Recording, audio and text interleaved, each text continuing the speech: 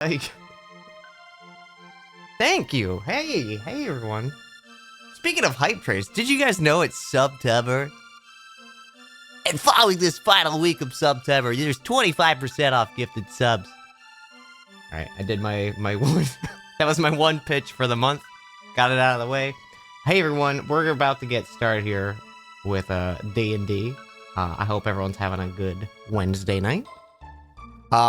So a quick few things. One, the chat display on the right side for when we're in the Dan Jones and Dragons overlay with, you know, the players in the chat, it's in light mode because Roll20 broke. So it's not working in dark mode, and it's kind of scuffed in light mode, but at least you can see what the players roll. So that's the more important thing. If this is your first time joining live, thank you so much. If you don't know, we keep a VOD of all these that are on a stream archive channel. If you're missing anything. Also, hey, if you're like, I want to watch one for the first time, we do a quick little recap at the start of things. And I don't know if I'm sure folks in chat can point you in directions of VODs, the exclamation, I think, like VOD and YouTube as well, if you're ever curious. We have a Discord where there's Dan Jones and Dragons channels. I post when we're doing new episodes there. As soon as we know them, we usually know like maybe a few weeks after today. We'll figure out when the next one's planned, but we aim for like once a month. I don't know why I'm doing this pitch. I guess 17 episodes in, and I feel like I haven't done this enough. So yeah. All this to say, I love D&D. I love my players. I'm excited to play, and I hope you guys are in for a good night. We got good things in store. Let's say hi to our players and switch on over to the old scene. Oh, hey everyone. Hello. Hi. Dan. Hello. Yeah, Oh, hey. hello. Oh. Oh. Oh, oh. Oh. Whoa. Oh. Bull. Oh. Bull. Whoa. Wow. What mode? Is that light mode, Bobby? It's disgusting, is what it is. Oh my god, light mode, my beloved. It's so good. Special guest It's so appearance. accessible, The rest I of the can see episode, everything. Chameleonaire. Ah, shit. I quit. I'm done. Bye. You're done. Wowie Okay. zowie, Bobby. Wowie zowie. Do I look like I know what a wowie zowie is? Do I look like an elephant to you? Oh, real quick, Barry. Bryce in yeah. my chat yesterday said, "Is the opposite of wowie zowie ooey looey?" I just remembered I have a conflict. I gotta go. I can't make D&D tonight, you guys. I'm sorry.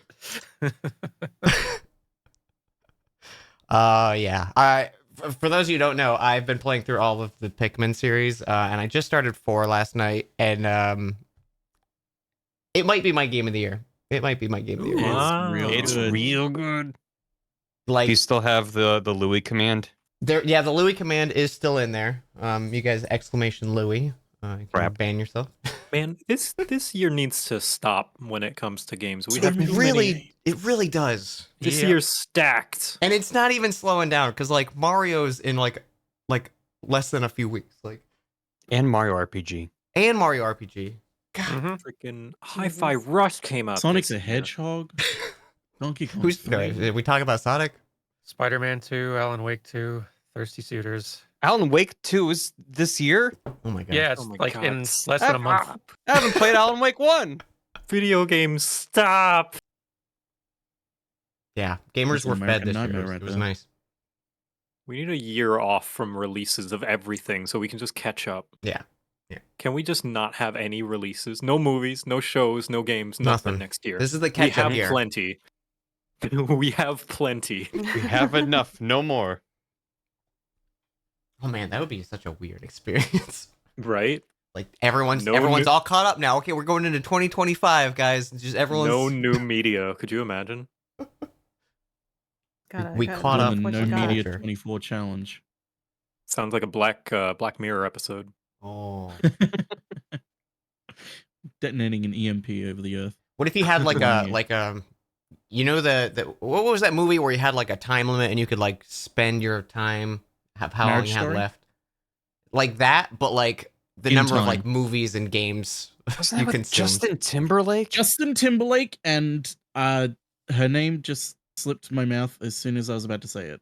I googled Justin Timberlake time movie and it popped In up. time. In It's a time. terrible- In time. Can I just say, it's a terrible movie where every piece of dialogue is a time pun. Time pun, and yeah. it's not funny. Every time it's not He funny. comes Every for time? time. It's meant to be like, oh, it's so cool. It's like, oh, isn't this cool? We're so clever for thinking. And it's like, no, it's dumb. It's like, oh, staying at this hotel will cost you a weekend. It's like, oh, isn't that funny? No, it's not. Is it not funny enough that you would go back for seconds? Oh, I gotta go. I gotta go, guys. Something I came just- up. I just love how exceedingly blunt the movie is. Like, you get it, guys? Like, yes. It's exceedingly blunt, but it thinks it's something more. I'm like, yes, I get it. You made your message movie. Listen, it's deep. Good job. We wrote it's a the show. metaphor. It's a metaphor, yeah. So, with all that said, do you guys want to play some D&D? Yeah. Maybe. We could Only keep if there's talking a- about it in time. I Only was if there's enjoying a that. metaphor. I just for like the hanging out with current you event. guys. Me too. So that's why yes. The answer is yes. All right.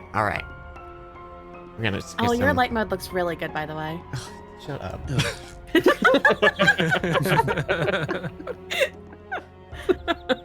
Ugh. It's like. Never mind. Okay. Previously on the Indiana Jones and Dragons. We're all good to start, right? Did I ask that? Yeah, sure. Okay.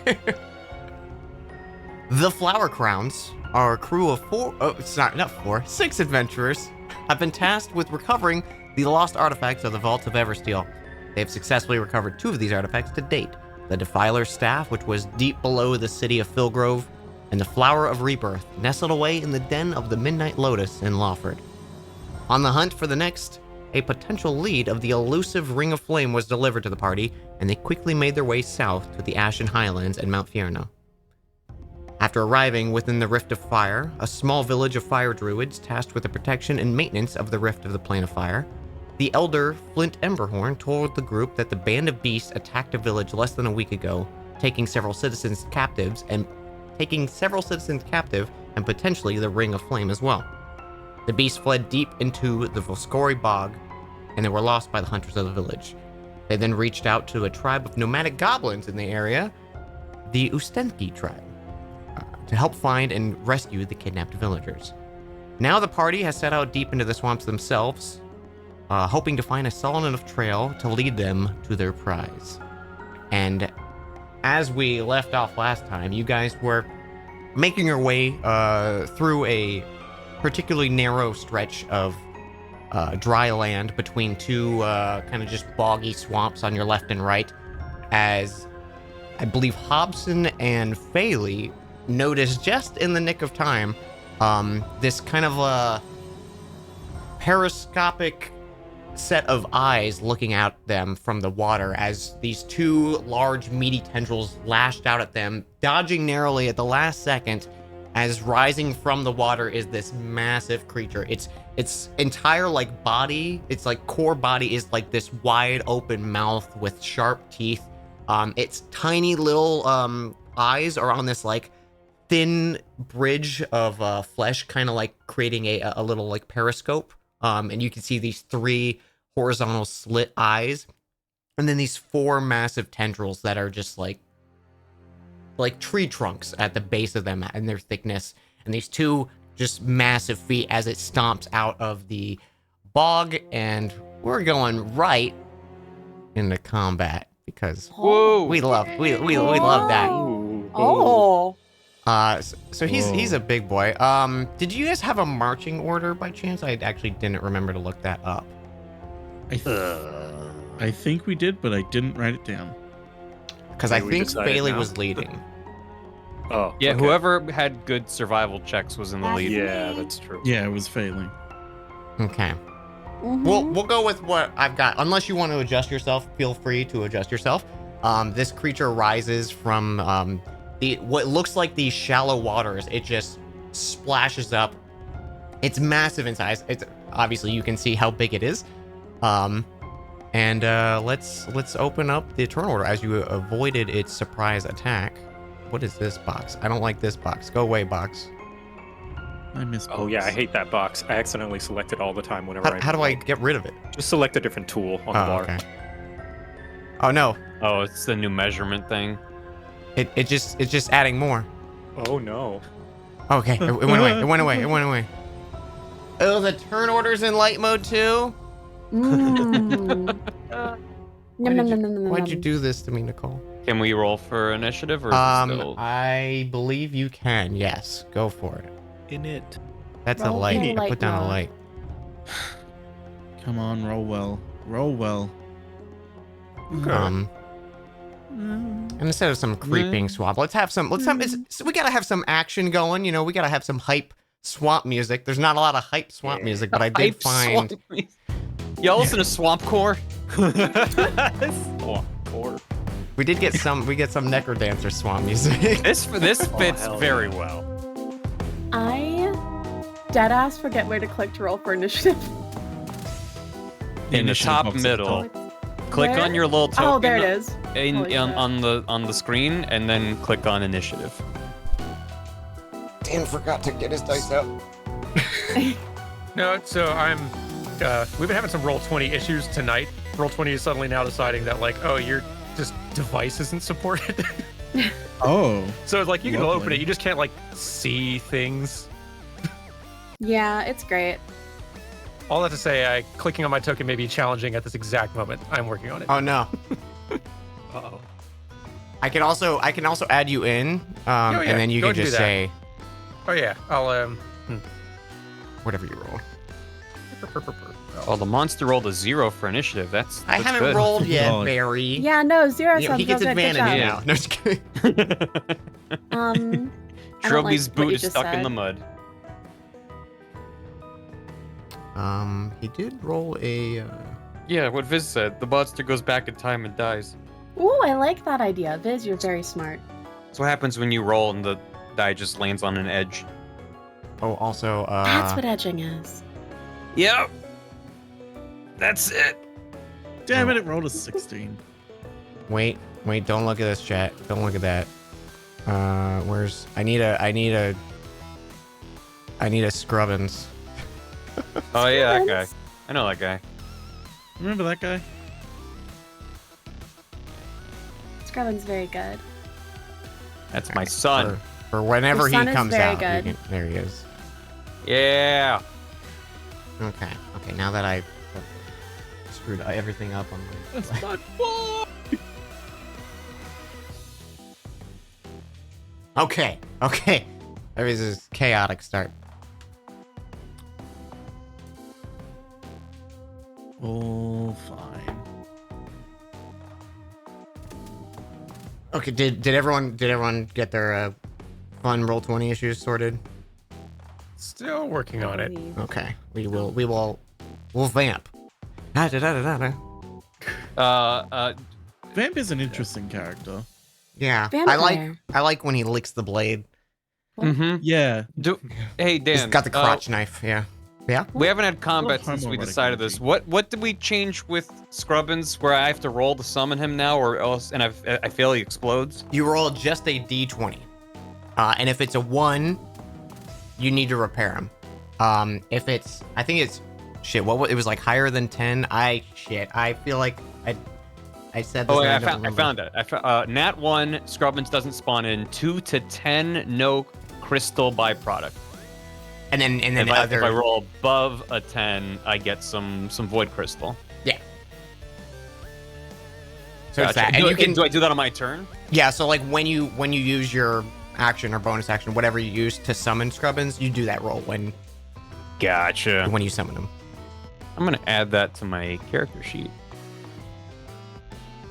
If you do want to like bump me later in the queue, I'm still troubleshooting, but we don't need to hold things up.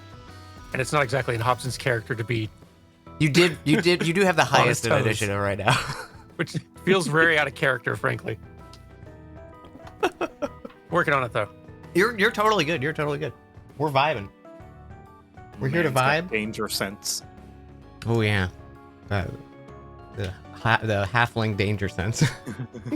If you jump at everything, then odds are one of those is going to be something worth jumping at, right? Mm-hmm. Yeah, true. Also, how's volume chat? I haven't asked volume for D&D in a hot minute. Is anyone like overblown? Anything like that? Oh, that's a really good way. Yeah. Yeah. You guys want to hear my impression of Mario getting electrocuted? I do, please. Holy shit, huge. It's so good. Thank you so much. All right, I've loaded up Roll20 on a different machine in the same room. Let's go. Let's go. All dedication. All right. Whenever you see this massive creature, it's probably the biggest thing you guys have fought so far. Even bigger than that skeleton crab thing? Maybe this is definitely taller than the skeleton. The skeleton crab Oh, thing was okay. kind of like a low, malformed body. This is like rising up into the air, like upwards of like 20-ish feet. Oh, wow. Ooh. He's what I like to call a big chungus. It's a D&D term. Mm-hmm. Oh my god.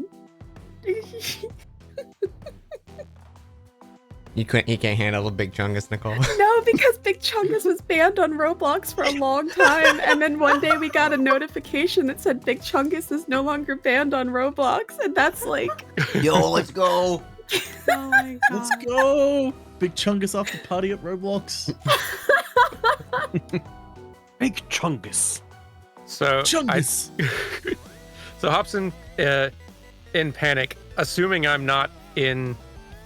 Well, I don't know if I'm in like attack of opportunity range or not, but I don't know if Hobson would be thinking straight enough to actually consider that. Definitely takes a flinching step back and just on impulse casts Armor of Vagathus on himself. Okay. So he's there now. Yeah, this thing is rising up out of the water. You do notice like its tentacles have some bit of reach, but it looks like it's just kind of sizing up the lot of you as you kind of take this step back, as the water is like splashing down, just ready for chaos to start. Anything else? I don't think so. All right. Bailey, you are up. I have 2 questions. Am I close enough where I have to move back if I want to cast a spell?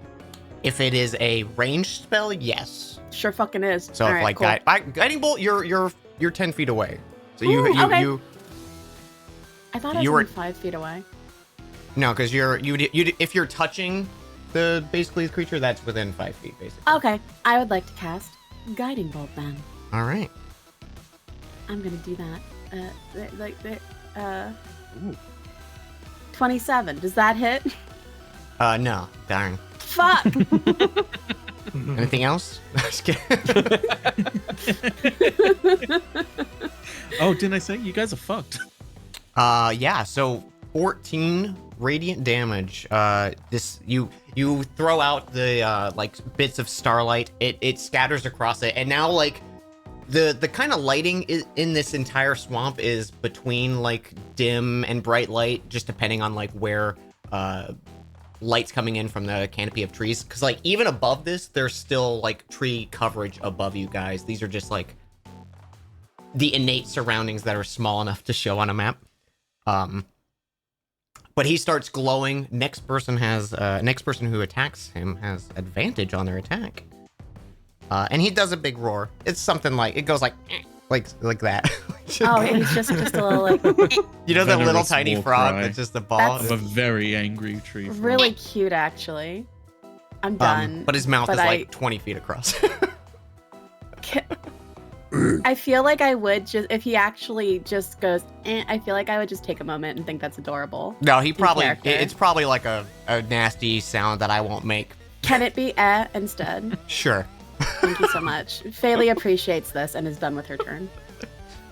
Okay. He said he has a really big mouth, so now I'm picturing a Morble with frog eyes. It's kind of like that, but like bring the Morble mouth down and then put like the eyes on above it. And then it's kind of not far from that actually. But with big chungus proportions. Big chungus, yeah. Yeah, he does not skip. I was gonna say From leg this day, day. but I was trying to think of the opposite of that. It's like he skips leg day every time. That's the problem. He doesn't even know. All right, it's his turn. Oh boy. What do I want to do? As he sizes up the group view, there's some clear obvious threats. One of them being the giant metal dog, and the person who just kind of shot them with starlight. These 2 tentacles on its right side come sweeping out, and they both kind of wrap towards Coil and Faylee. Ew. Yeah, ew, big Glad ew. that's not me. Yeah, ew, tentacles. Oh no, Terrible. that sucks so Oh, much. No. A 14 on Faylee and an 18 that- on Coil. 14 is my AC. Okay, so that will hit. It hits Oh no, Coil as well. anything but this. Okay. You say that. Oh no. It slams you against the ground. Okay, 5 so times. just as a note, I'm rolling d8s, and one d8 I have is a cardinal direction d8. So I rolled it, and I was like, "What's W? How much damage is W?" Okay, here you go.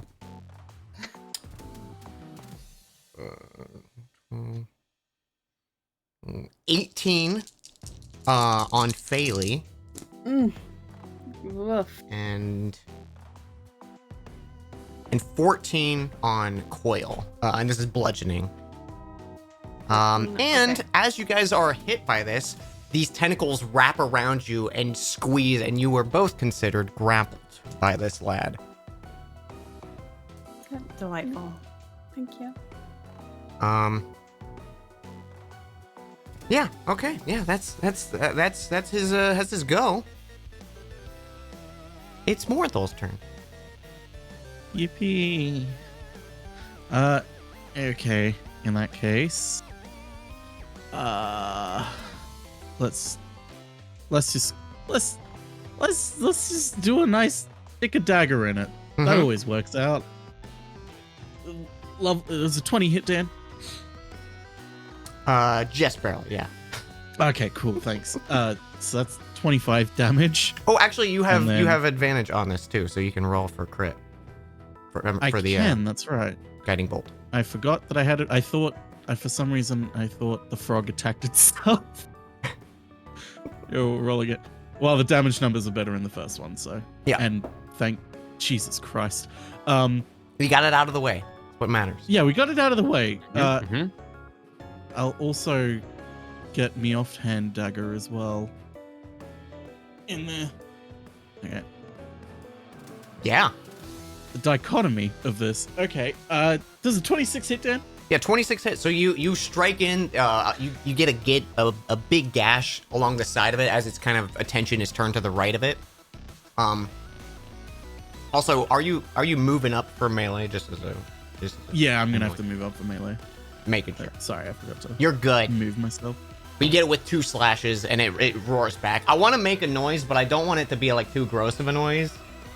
Please do. Do it. make like- the noise. Do it. It's like. Like, Yeah. Ooh, it. ooh, I love that. That was I'm good. genuinely impressed. good. Was that good noise? Really good. Okay. That was like real gurgly so- and like. That was Ugh. like really fucking impressive, actually. 25, 28 damage? 28 damage.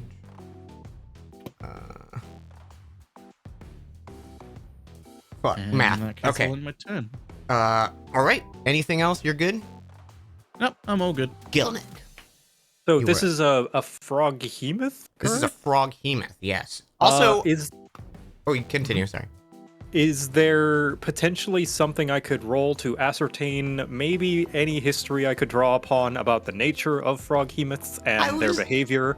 I was just gonna say that. Yeah, go ahead and give me survival or nature. Okay. I will do survival. Huh. 18. All right. You know, the Ustenki tribe has tangled with this beast many times, and while it's not a readily available source of damage, you know it is very vulnerable to lightning damage. Not so much damage-wise, but it seems to kind of like hinder its abilities. Okay. You also know you typically don't want to hit it with fire. Okay. I will relay this to my allies in a very Gelneck way. It's like, ah, the great Ustenki tribe has encountered such monstrosities in the past, and blah blah blah blah blah blah, and then just basically giving them the rundown.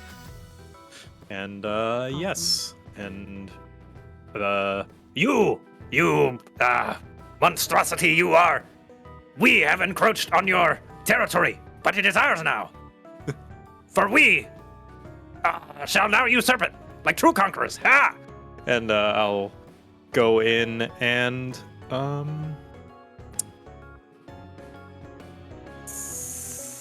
smack it Smack. like the true warrior that I am. Hiya! 24, and I will smack it for 7.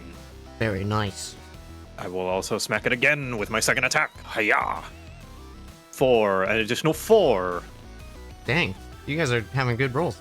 And Don't jinx it. Would you say the survival check was a bonus action or a free action? Free action. Free action? Then I'm going to spend my bonus action taking my maraca hammer now to bang my shield drum and give bardic inspiration to Hobson. I love it. Oh, small man, this is your initiation into the true Ustenki way of fighting monstrosities. Go! Okay. And that will be my turn. All right, Trilby. I'm gonna summon Scrubbins. Pretend he's not here. I'm gonna roll my physical d20. Mm-hmm. This is important. Yeah. I rolled 11. Oh, he poops. Ooh, just. He poops. I'm gonna add to my inventory 1 dollop One dollop of poop. Ugh, green void crystal. I hate that you Call it a just said dollop. that. Well, what else should I describe it as? No, I mean it's perfect, but it's Alright. not great. All right. Scrubbins is summoned. Boop. There he is. In protector mode. Mm-hmm. And that's my turn. Because that takes an action. There's a reason I've kept him out on my shoulder the entire campaign. Because it's an action to make him. Any bonus? Anything? No, I'm just gonna stand here and hold the bird. Sick. All right, Coil. All right, we're gonna rage, Okay. and we're gonna pull out the greatsword and do a smack him. Also, just as a heads up, you got super quiet. Hmm? Okay, now you're good. Oh, was I quiet? Okay. You were very quiet. I'm all right. I smack the greatsword. Smack him. 21 hits. 21 hits, and then one more time. The 20 also hit. Yeah, 20 also hits. So what is that? 17, 12, 29. Math.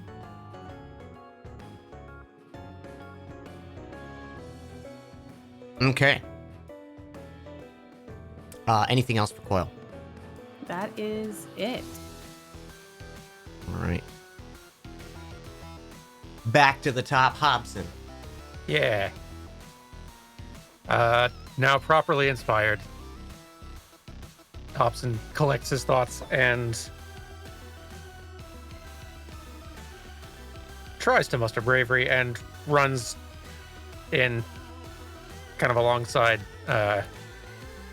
Gelnick here to try to get in a attack. Actually, is Booming Blade is that thunder? Hang on. It is weak to lightning damage. Oh, speak to lightning, which is different, right? Okay. Gotcha. Yep.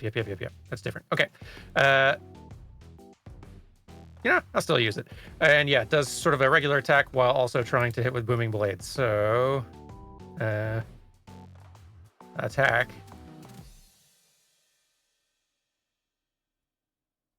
Which is a 20 to hit, not a nat 20.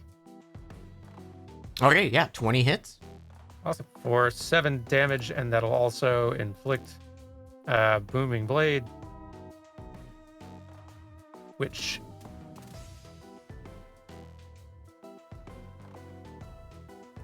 just making sure that the higher level thing isn't adding something. I don't think it is yet. No. So it should just be that if it moves, it's going to take additional damage, I think. Okay. So if he moves from his spot, I'll give him a little marker here. Yeah.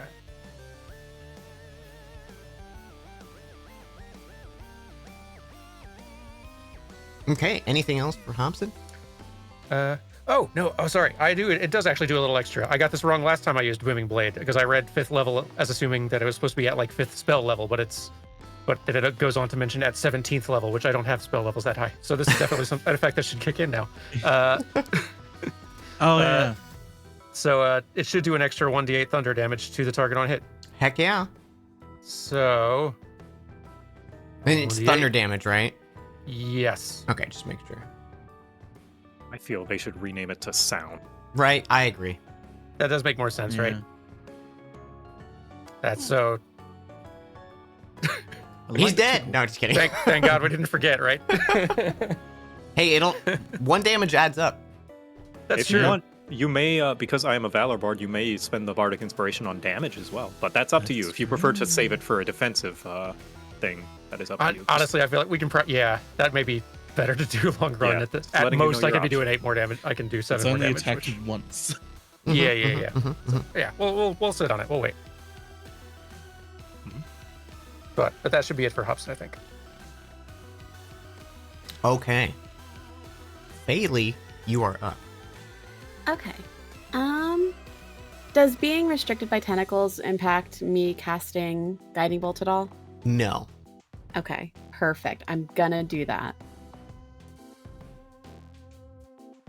Bailey said you're trapped in here with me. Mm-hmm. Does an 18 hit 18 does hit. for 18 radiant damage. Very nice, very nice.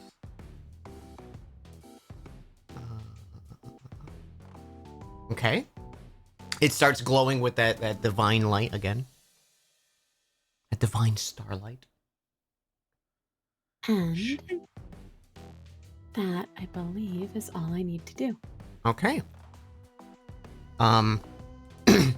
It's the big boy's turn, and now he's angry because you guys did a lot of damage to him. No, we didn't. It was we. Aw. Yeah, I know. No. So what it's gonna do is he's got 2 pains in the butt on his left here. So you see those 2 tentacles from the left side that are currently grappled to anyone. Slam down for Hobson and Gelnek. Ooh. Ugh. So let's see. Ooh, a 22 on Gelnek and an 18 on Hobson. Yeah. All right. And Good work, team. 16 on Occupied Hobson. his tentacles. Ooh, no.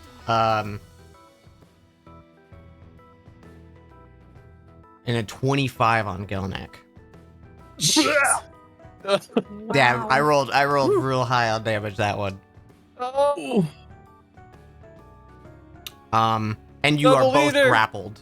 And as this is happening, Morenthal and Trilby, you guys are kind of relieved for a moment before you realize its wide gaping maw in front of you. A tongue like tentacle No. lashes out. No. Probably Trilby. Actually, no, Morenthal did attack, so it's going for Morenthal. I did. You did, yeah, All you I did. did was summon a bird that pooped in my hand. Yeah, he I'm doesn't know innocent. yet. He's got 2 intelligence. He's gonna go with the thing that poked him. So I need Morenthal. Sorry, no, who's this Gam character? No. I need Morenthal to make a strength saving throw as this tongue whips out and starts wrapping around you. My second worst. Alright. Oh, Well, see yous. I'll be I'm off. Wait, hold on.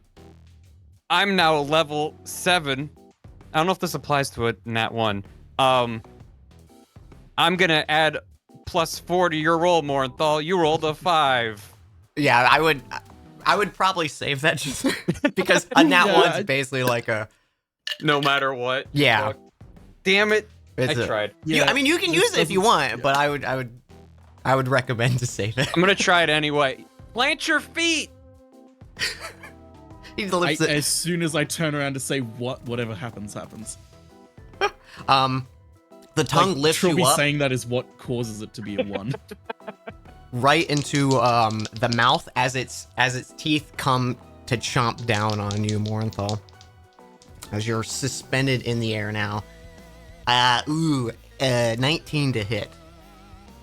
Yeah, that hits. Is it hit? Okay. You have uncanny dodge, right? Yeah, I'm getting ready to say it. Just making sure. By the way, that thing should have taken 20 cold damage when it hit me. Oh, good point. Good point.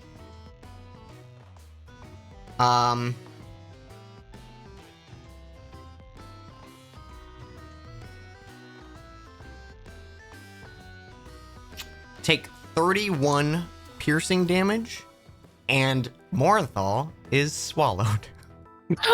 Sorry. So when you say, am I fully just in it? In You its are mouth you right now? you go in the gullet, and there is a gulp, and Morenthal is out of sight. Okay, I'd like to just say, of course I'm doing uncanny dodge, but I'd like to say that it takes the form of like me just like curling up into a ball so I don't get crunched by its teeth as hard. Yeah. Can I ask You What can was ask. that? a gameplay question? Mm-hmm. How is this A, is this something that happens often? B, is there a way we can get the monster to spit him out? There Or do is, we just got- and I was going to intentionally not describe the process Okay. for your sake.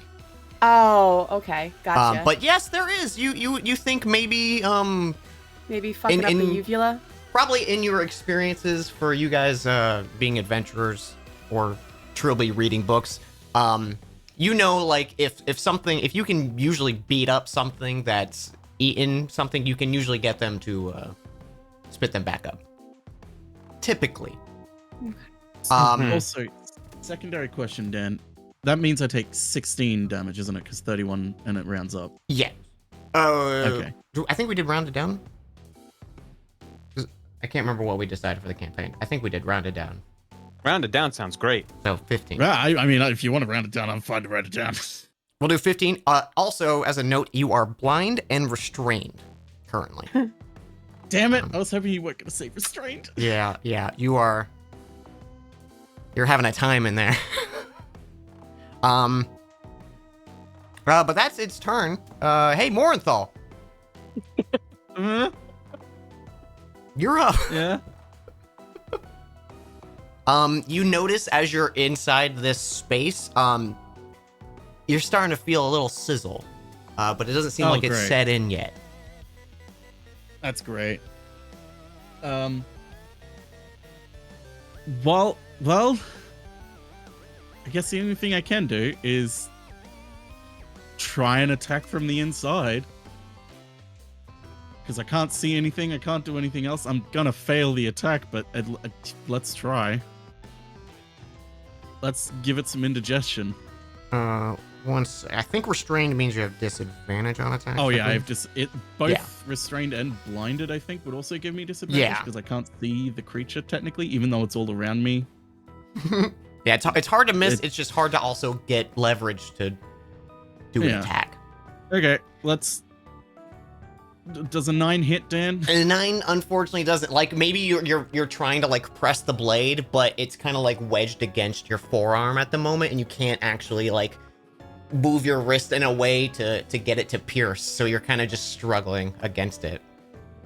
Okay. Okay, we'll try with the offhand dagger then. I missed with that one. Ooh, Does a 23 hit? maybe it's just small enough. You get a slice inside it. Get a nice little internal bleeding. So you would get your sneak attack, I believe, from this as well. Oh, you're right, because I So missed it. Hang on. we can either Uh, use the 11 or you can re-roll it. I'm fine with either. Yeah, I'll just re-roll it just so for shits and it comes Nothing- up as a separate thing anyway. 13 sneak. Okay, so 17 damage. Nothing like a sneak attack from inside of a monster. Mm-hmm. That's how they never see it That's He coming. the doesn't sneakiest know way of that it I'm all. doing it. Mm-hmm. How would he know? Nobody's going to know. I'm not gonna tell him. I'm gonna tell him. Don't tell him. Don't tell him. Anything else for Morenthal? No, there's nothing else. Okay. Who among us That's cool. hasn't eaten something that was obviously going to upset our stomach, and then later when our stomach is upset, we're like, why is my stomach hurt? Literally 2 Who days did ago. this to me? Every time I go to KFC. Gelnek, you are up. Okay. After being slammed about by its tentacle and having just like coughing up some blood, Like a breeze in the wind. I am going to attempt to cast blindness deafness on Oh. the froghemoth and just be like, Ah, you, large stinky toad! You are stinky, but Gelnek is stinkier. Ha! and try to, I don't know, breathe out a toxic fume from my mouth to try and, I don't know, blind its little eyes. So it must make a con save DC 14 Ooh. or become blind. 21. Oh, Save. He's a chunky boy. Yeah. there was an attempt. You try to out marble the marble.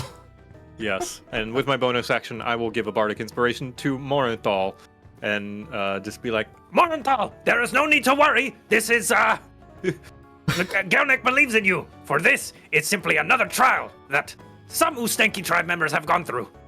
It must be a mark of pride. You will fight your way out from the inside. And all I hear is just Gelnick will kind of like kick and punch the froghemoth's stomach to try and make a drum beat. Yeah. does it hit me? Just one punch, you just suddenly feel at the side of your cheek. And that is how he gives his bardic inspiration. Do I do anything to try and escape this grapple? Is it at the end of the turn, like a strength save or something? You can do an acrobatics or athletics check to break free. I will do athletics. 9. Oh, he tightens its grip. Like a pleasant massage. As you hear bones crack. That'll be my turn. Trilby time. Oh boy. You're all alone. Well, everyone's just suspended by Just tentacles. standing there with poop in my hand and everyone's being smashed with tentacles or eaten. Well, first of all, Scrubbins is gonna do some protection. 1d8. Great roll. Plus, what was it? The intelligence modifier. So, 7 temp hit points to everyone other than Gelneck and Hobson. Okay. Because it should reach Morenthal as well. It's just an area. It's not like line of sight or anything, right? Yeah, it's creatures of my choosing within 10 feet. Perfect. And I know Morenthal's in there. I saw it happen. So I'm going. Only one way out. Well, maybe there's two actually. I hope that helps a Ugh. little bit. And then There's 3 ways out. who is everyone who's outside grappled except for me? Yeah. Yes. Well, I think Trilby's just gonna swing for the tentacle closest to him that's grappling Coil. Okay. So he's gonna grab his sword with the ribbon on the hilt. And hiya! 23 to hit. 23 does hit. All right. And I did 5 damage to 5 the tentacle. damage. A nice meaty slice in one of these tentacles. I will give advantage to Coil for breaking out of the grapple on their turn if they wish to do so, because the tentacle is damaged. That's just a little Thank you. treat from me. Thanks, You love a DM. treat. Anything else for Thanks, Trilby? God. He's screaming and not really looking at where he's swinging, so he's really happy he connected. Sick. All right, Coil. Coil, seeing that Trilby is trying to help break him out, he will attempt to break the grapple. What do I roll? You can do either athletics or acrobatics. I'll do athletics. Oh, shit. Oh, yeah, I have advantage. Right. There we go. That's a lot better. Very nice. Let me just double check real quick. I want to make sure I'm giving the right information. You do break free. Oh, wait. I just want to see if I think it's your action to break free. Oh, yeah, I wasn't sure about that. Let me just double check.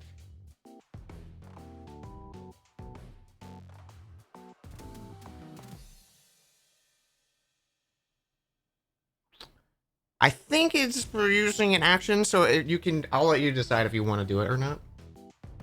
I believe it's an action to break out a grapple. That feels right. So, I believe it is. then that should be his whole turn. Pretty sure I only get an extra attack if I do it, if I attack once already. Yeah. A grappled creature So can that use will its be it for action him. to escape. Okay. And Yep, it's so that will contested. be it for him. Okay, just making sure. I didn't want to rob you of your turn if you didn't want to do that. No, thank you for worrying. Okay. Hobson, you are up. Yeah, I think Hobson is also going to be trying to break free. All right. So- Athletics or acrobatics? Uh, Try to worm your way out or force your Yeah. way out. neither's great, but acrobatics is slightly better. Never mind, he's out. Ooh. Yeah, you're a slippery little halfling. You squeeze out of there. Ah, awesome. The frog myth squeezed like a packet of butter you had on you. My halfling butter. That's the good halfling stuff, you know. It's Yeah. Awesome. Then, although that is the action, so I guess there's not a lot he can do, and moving would probably hurt. So, Dan, I do want to say, does that mean I should not have made that grapple check because I had already performed actions on my turn? what did you do on your turn? You gave. I cast a spell and gave Bardic Inspiration. Oh, Casting the that's spell true. was an That's action. true. I guess technically, because I think that was one of the reasons I wanted to look it up. Mhm. So yeah, that was my bad. That's okay. I didn't know either.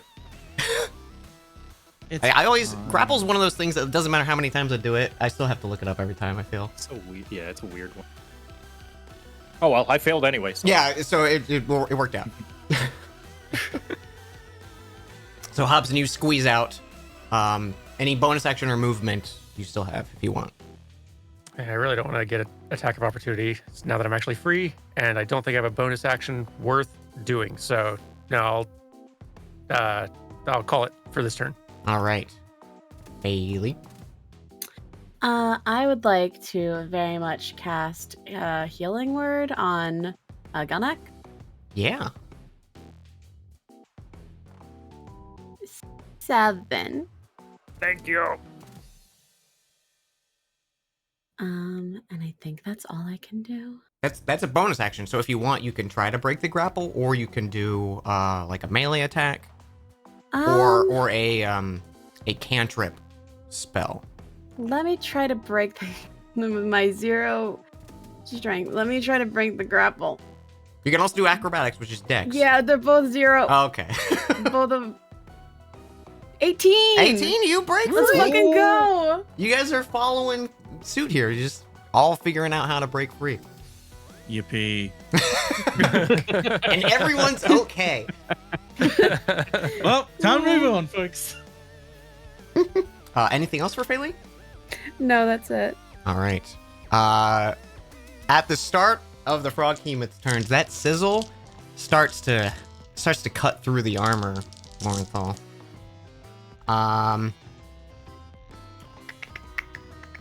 You take 8 points of acid damage at the start of the Frog Hemoth's turn.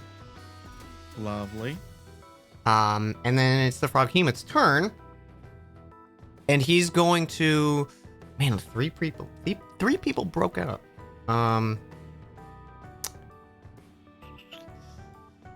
Well, I think he's going to... Yeah, it's the two on Feli and Coil. They're gonna come back down on you two. Oh no. A 25 to hit Coil and a 13 to hit Feli. No. Oh Get my fucked. god. He has a plus 10, just as a note. I rolled a 3. Damn. Jesus. Let's go. Feli got new armor paying off. Yeah. What was that 11 AC you had like the whole campaign? Yeah, when I had medium armor in my bag the whole time, that's right. So 24 reduced to 12 on Coil, and you are grappled again as it snaps you back up. It's still the same like damaged arm, but it's if anything, it just feels angrier. Great. And as Triple, as you're standing there, and this meaty like tongue comes out and licks its lips after ingesting Morenthal. It closes its mouth for a second, and you notice the same motion as that tail shoots out. I need you to make a strength saving throw. Strength. Mm-hmm. You know who you're talking to, Trilby's right? best Yeah, I asset. sure do. You I are am standing -2 right to in front of his strength, mouth. Dan. 7. Wow. Come on in, buddy. Well, a similar situation happens here No! as this tongue wraps around Trilby, lifts him in the air, and pulls down as these just massive teeth come pincering down on you. Right. Ooh. Mm-hmm. That's a Mhm. good ooh, right? Yeah, it's a good ooh. Oh no. I don't like when he needs time to count. 31 piercing damage Okay. on the bite. All right. And you are.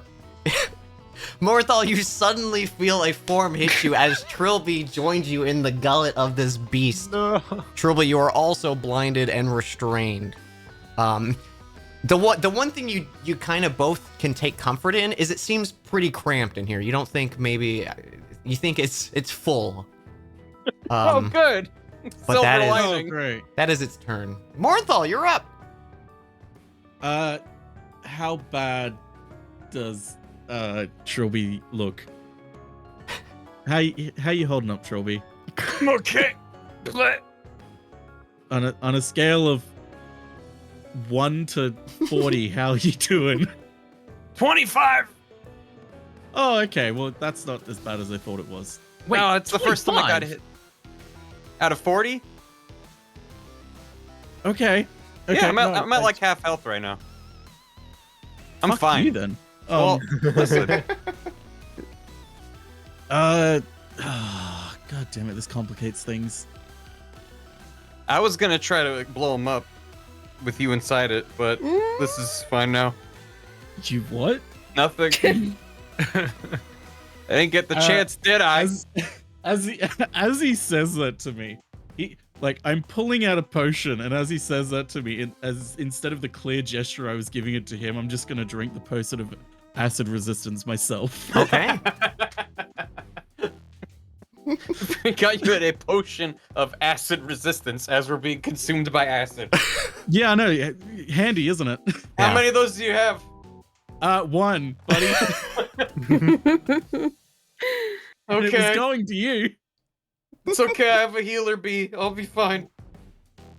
As you they drink told me this, that's in Morthal, here the sizzle kind of stops. It's still there, but it's not as like incredibly painful that it was. It's like a slow burn. It feels.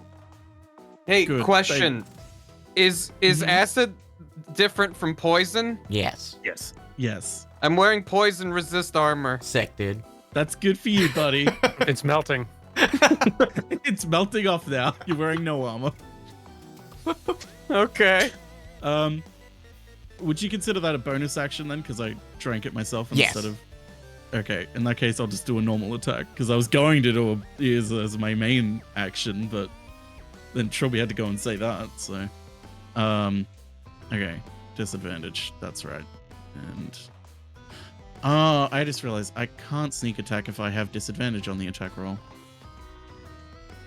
Oh well. Does an 18 hit, Dan? An 18 does hit.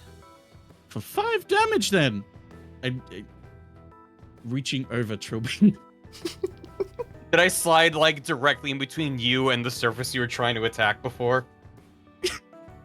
Maybe. You just reach out and slash at something slimy and hope it's not Trilby, basically. Yeah. Oh god, we have disadvantage on attacks in here. This could go horribly wrong. Mhm. Anything else for Okay, Morthal? no, that's all then. All right, Gilnick, you're up. Okay. Okay. I think I want to really try and burst this thing down and assist my two friends that are swallowed in its gullet. So I am gonna do something else and cast a fairy fire. Ooh.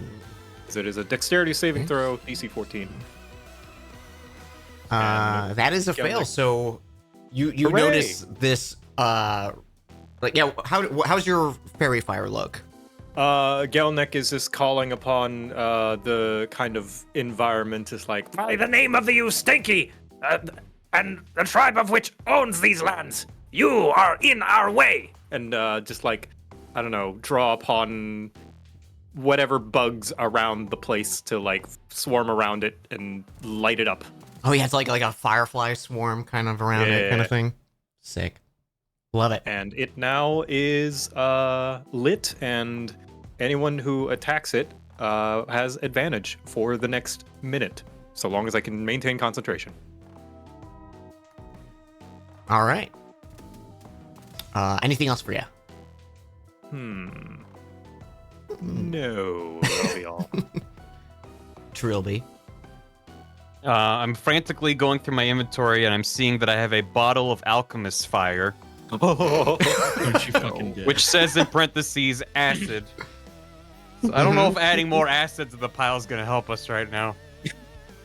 Hey Morenthal, do you think this guy's name is Steve? I'm gonna pretend I didn't hear that. Morenthal, where are you?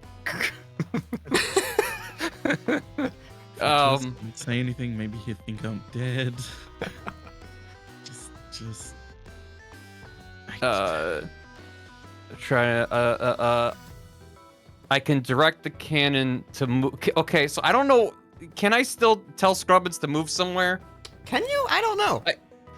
I'm looking at it says on each of your turns you can take a bonus action to cause the cannon to activate if you're within 60 feet of it. You're within. As part of the same bonus action, you can direct the cannon to walk or climb up to 15 feet to an unoccupied space if it has legs. So, yeah, it sounds like I can just be like, yeah, go to the other guys. Yeah, it's got really good hearing. And then it's gonna like over here, and spraka another 8 temp hit points. Is that gonna include the Froghemoth? I mean, I guess if we're in the middle, we're 15 feet away. If that's how we're counting it. Yeah, we'll say in the middle. So Okay. Well, Gallic and Hobson, you each have 8 temp Nice. hit points. Yay. As for me,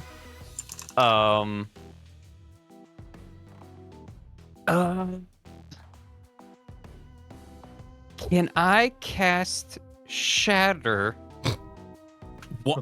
absolutely. Jesus It's Christ. it erupts from a point of my choice within range, Yeah. and the range is 60 feet, and it's a 10-foot radius sphere. So can I do it like over here, such You- that it'll only hit the back of the Froghemoth? So you are currently blinded, so I would cast it as you casting it point blank if you do cast it. Yeah, you'd be casting it right in front of you. Okay, maybe not that then. Maybe not. I don't know if I want to take 3d8 thunder damage. No, dude, it'd be fun. It would be really funny. It would be It really would be funny. hilarious. All my shit is just like ranged or explodes at point blank.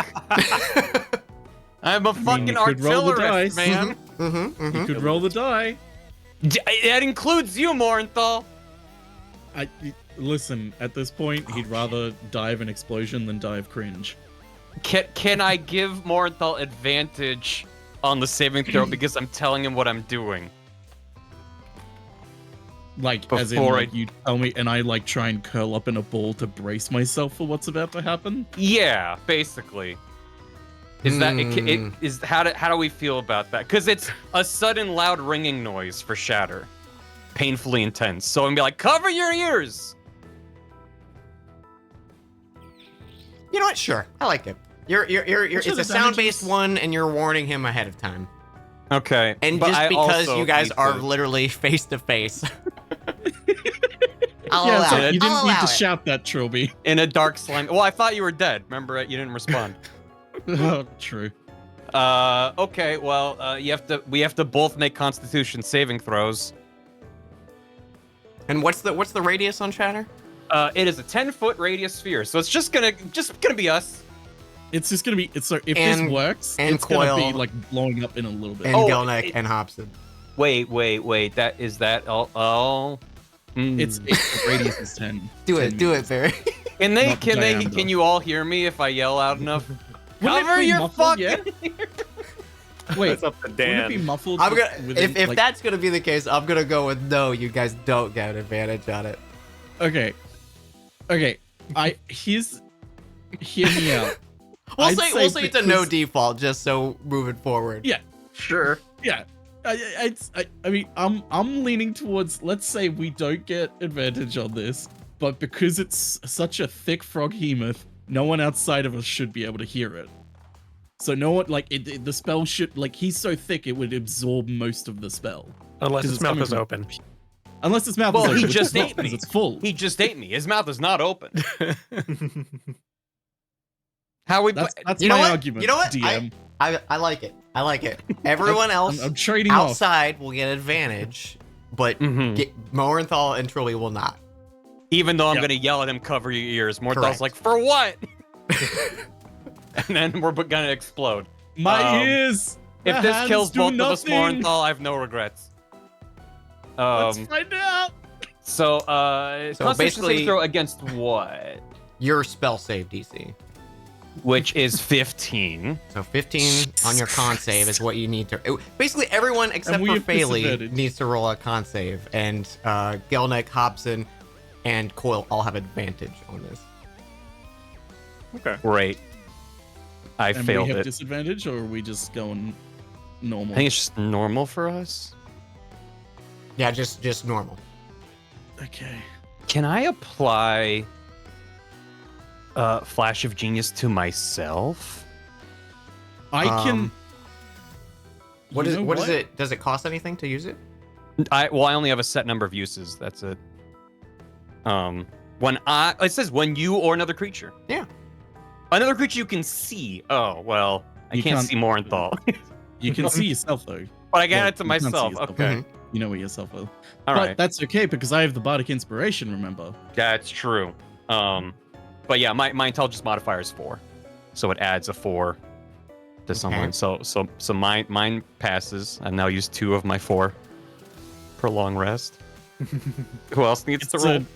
It's a D8 bardic inspiration. Yours, isn't it? Correct. You're not gonna okay. need it. You're gonna roll good. You already had a nat 1. Let's You shouldn't have said that. You should not have said that. It's gonna be great. It's gonna be great. Okay. I need a 7 or better. God damn it, Barry. It could be worse. It could be worse. Why did you have to say that? Ah! So close. I'm not intentionally killing him, for the record. So what's the damage?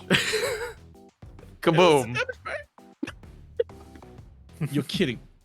All of this for that. So 10 damage. 9 damage. Wait, just 9, or did you cast it at a higher level? I picked to roll it at level 3. Well, it says it's rolled at level 1. It's Wait, what? I Oh. did I nat That is failed. that is That's the 10 damage additional damage is Yeah. one. I because nat of the failed the higher level. additional damage, and then rolled a Sorry. 2 and a 5 and a 2 for a 3d8. Hey, So 10 damage. because Morenthal's the only one who failed. So Even everyone, even the fucking frog. the frog survived. hemoth succeeded. Yeah, he's got a beefy con. So everyone takes 5, and Morenthal takes 10. Thunder Joey! damage. Mop. You suddenly all witness this kind of like pressure build inside its mouth as this like high-pitched ringing screeches out, and you all kind of try to like shield back, and Faley's just out of range of like hearing this loud piercing sound. Wait, there is more, because I always cast my spells with arcane firearm as well. All right, So there's an extra d8 of damage let's do that I forgot it. to roll. Say that. Yeah. Ah, Did you say that? Okay. So It's literally just me taking damage. No, it's all of us. so everyone But takes it's 9, consistent. and Morenthal takes 18. okay, wonderful.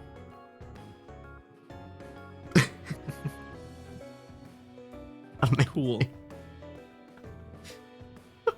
That went swimmingly. Yeah. That's my turn. Oh, you're was not gonna do great. anything else? That was great. I end my turn. Coil. Thank you for the temp HP though. Yeah, no problem. I love this. I love D&D. Just try to get the chameleonaire into the party. All right, Coil is up.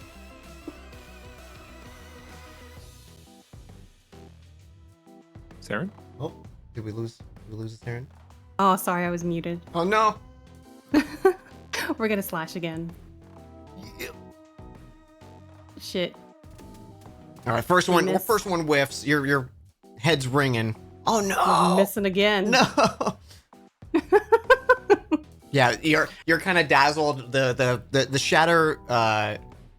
If anything, I feel like it resonates more with you with having a Got the bad. metallic body. Yeah. Bad tinnitus. Ooh, really bad. So you're kind of just wildly swinging, just closing your eyes. Anything else for Coil? That will be it. All right, Hobson. Question: if I use something like Eldritch Blast, is that disadvantage because I'm right next to it? Yes, because Okay. it's a range attack. You can take a step back, but you'll probably. However, it is fairy fired, so the advantage you get from that would cancel it out, and you'd just be firing it at normal. Yeah. So it would just. Oh shit! Speaking of which, Coil, those all had they have advantage because of fairy fire. Oh, yeah, I shit. forgot about that. I'm so sorry. Oh, yeah. You So- saying it just now reminded me. Yeah. So you can just do 2 new attacks too, and we can just take those rolls. Hey. So There we 24 go. hits.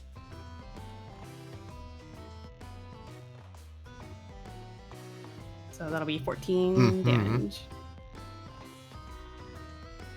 Oh, and you can do another one because we can count the first as like what you're rolling.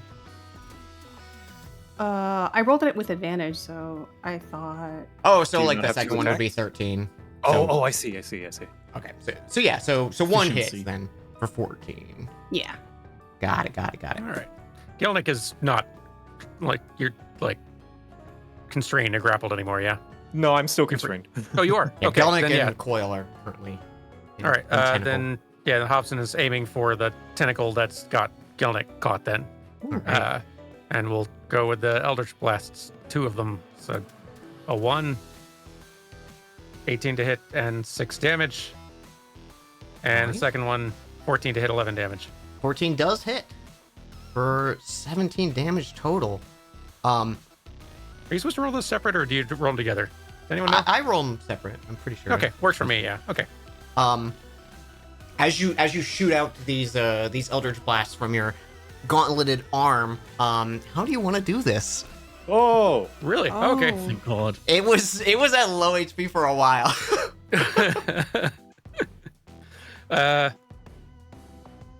Yeah, I guess we're right at close range. I think Hobson just reaches out and just slams the palm against the thing, tries to just blast with as much magic power as he can manage to conjure to try to, thinking he's just trying to get Gelnick free, and but yeah, apparently it does a whole lot more than that.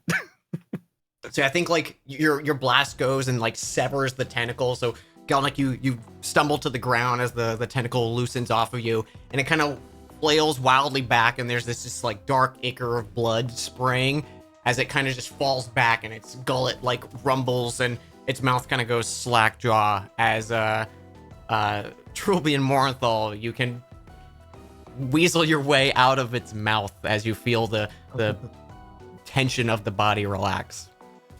Can we slide out in tandem like the world's worst slip and slide?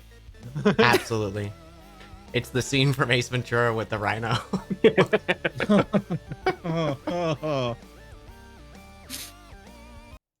Oh, did I do it? Mop. Ha ha ha! Well done, well fought, tribe! Oh, very nostalgic for Gelnick fighting Froghemoths in this territory once again. What? Not to worry. Gelnick is gonna climb the body of the Froghemoth and Mhm. like go and poach the eye stalks Oh, yeah. and just kind of slice them off with, I don't know, like a knife he may have in his pack. Do you want to do like fancy about it, like do a survival check to see how well you sure, do it, or if just it helps me get as much of the pieces intact as possible. heck yeah? So yeah, give me survival. Ooh yeah, Nice. nice clean cut. It looks like the eyes were undamaged from the fight too. So you just you carefully trim around the small little like skeletal structure, keeping its like periscopic eyes intact, and you have the whole eye stock. These make for delicate cuisine. Home recipe. Gelnick, excited to show you. Almost happy to see Froghemoth come along our path.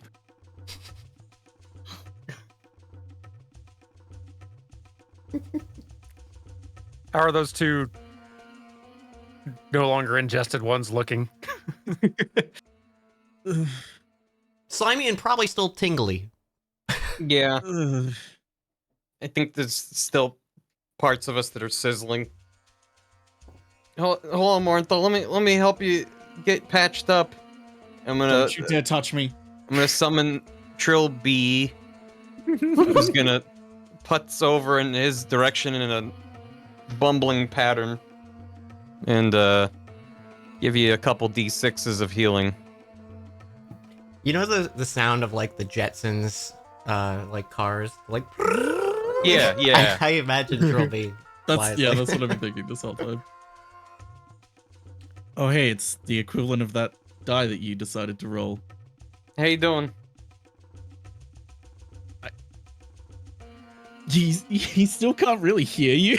So he's just gonna pretend that you said something annoying and just gonna stare at you. Ooh, Don't you ever do that again. one thing I did forget, Phaley. Actually, nope. You know what? Never mind. I missed it. It's the moment's passed. What? All right, fine. When you got hit by that, and maybe now you're noticing it after the adrenaline's reared off your body. You feel a burn on that finger that you have, that ring that won't come off, and you take 1 additional point of damage. Oh. And you Okay. think maybe you felt that sensation before as well, but you just hadn't noticed it until now. The ring of good times? The ring of good times, yeah. I'm having a good time. Oh boy. That's good. But you guys are standing there. You can. There's kind of like a lull in the sound of like insects and frogs and life around you for a bit before it starts to kind of like resurface, and you can hear like the sounds of like insects and frogs chittering and stuff like that. Like nothing happened. I need a bath.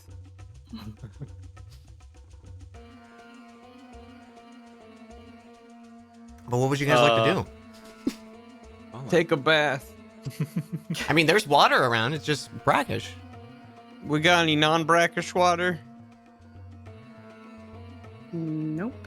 I'm rolling for survival. No. Yeah. It's, Could I actually, since this is territory that Gelnick might be familiar with, could he perhaps try and maneuver us to maybe some fresh flowing water somewhere? That may, unless there is not that kind of water in this environment. you give me a survival check. Okay. So I don't know, because not every swamp does have nice, fresh running water.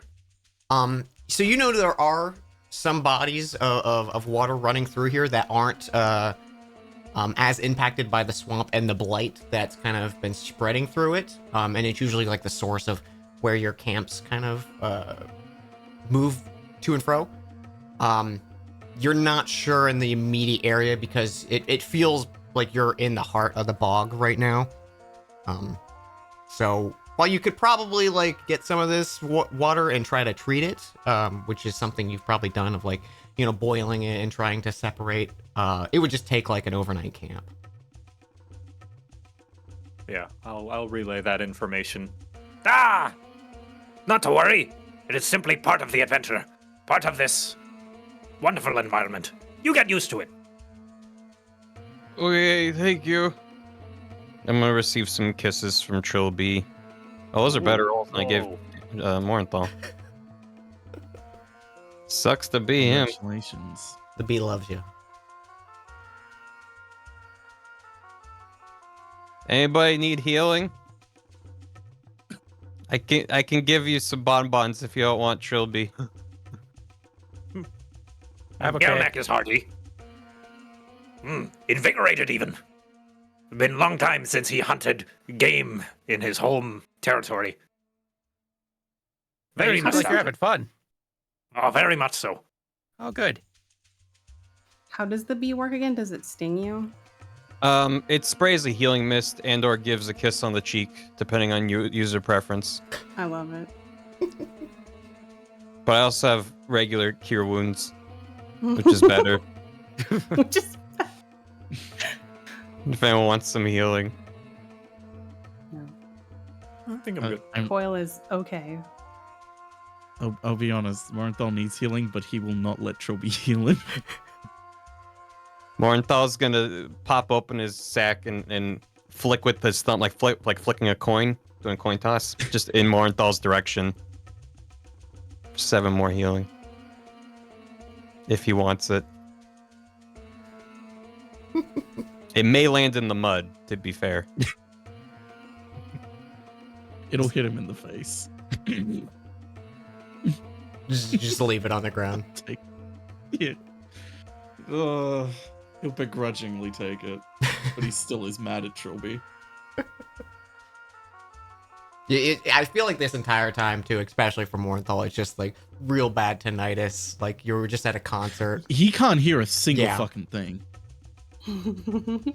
He's Yeah, I feel he's like like, but he Coil doesn't can want hear. anyone to know that he still can't hear anything. So he's like trying to like pretend of like Trilby's probably saying something stupid. Also, as far as Trilby knows, his shatter is what killed it. Yeah, But he's still disoriented and lightly acid singed, so he's still kind of out of it. What was Coil saying? Oh, I was just saying Coil's probably still ears ringing as well. Yeah. But yeah, you guys defeated the Froghemoth. What would you like to do? You're Okay. It's probably like midday at this point. And you still have quite probably like a few days of travel ahead of you if you're continuing into this swamp. Probably continue the trek, yeah. Keep it going. All right. If I believe Faley was leading, but if anyone would like to provide aid and give a group survival check for continuing this path of what seems to be like the heavily trafficked path you've been following of these marauders. I think Faley's got it on it by itself. Yeah, it's Yeah, a pretty yeah. good roll. You know how the woods work. You've even this terrain that you're maybe not familiar with, you know the telltale signs to look for, and especially one thing you're picking up from following this trail is they're not trying to hide their path at all. And you're noticing like mistakes too, like some of these maybe beasts aren't as familiar with the swamps themselves. Like you're noticing as you're walking, there's like mud pits that are like recently disturbed, like someone misstepped off the path or something like that, or a heavy thicket of shrubs that maybe are a little more aggressive than your normal plants, recently disturbed. You're noticing a lot of that as you're continuing on, so it's not hard for you to follow this path if you know what to look for. And you guys make some pretty good time before that cool air of nightfall starts to set in and the sun's not beating down on the top of the tree canopy, and the dim light starts to get less and less, and you're noticing some of the glowing insects and flowers and plant life that maybe are more prominent at night start to show up as you guys start to look for somewhere to camp. Camp sounds nice. Yes, camp sounds good. Yeah. And I think with Gelnek there, especially too, of like, this is maybe if it doesn't look safe, you know what to look for of like what's okay, and like, okay, this is a good spot to not be ambushed. Even if it's like in the middle of the path, it's like a better shot. So with enough time, you guys find a good little spot to camp, and you can settle down for the evening. If you guys have anything like you'd like to do, prepare for the night. If you want to like set up a fire and cook. While setting up camp, Gelnick just like compliments Phaley on her fantastic ability to track in such a turbulent environment. You would have made fantastic tracker. Oh, thank you. And Phaley, like, I feel like as Phaley was leading them on, she was pointing these things out too, because she's just very excited about it. Cute. And while we are as well, Gelnick is going to prepare some delicious Froghemoth poached eye stalk stew. Ooh, yeah. Poached Mm. eyes for anyone who wishes to try it. Mm. Hobson gets in on that. Man of taste. Just like Higher than- anybody who offers something, like anyone who's like offering to host in some sort of fashion, Hobson always is just like, all right, I have like just must as a sign of respect, like take them up on that. Higher than a 10, Trilby gets in on that. Oh, nope. I'm good. Go back to Or licking your looks ball of down, candy. When's the You last time lost. we ate? More for Gelnick and Smallman. I imagine you guys have like some form of like rations you can eat through the day.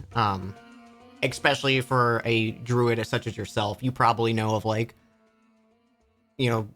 safe things to eat on your travels. So you Perfect. whatever, I pass. however long you want to say you've eaten, you pass. Yep.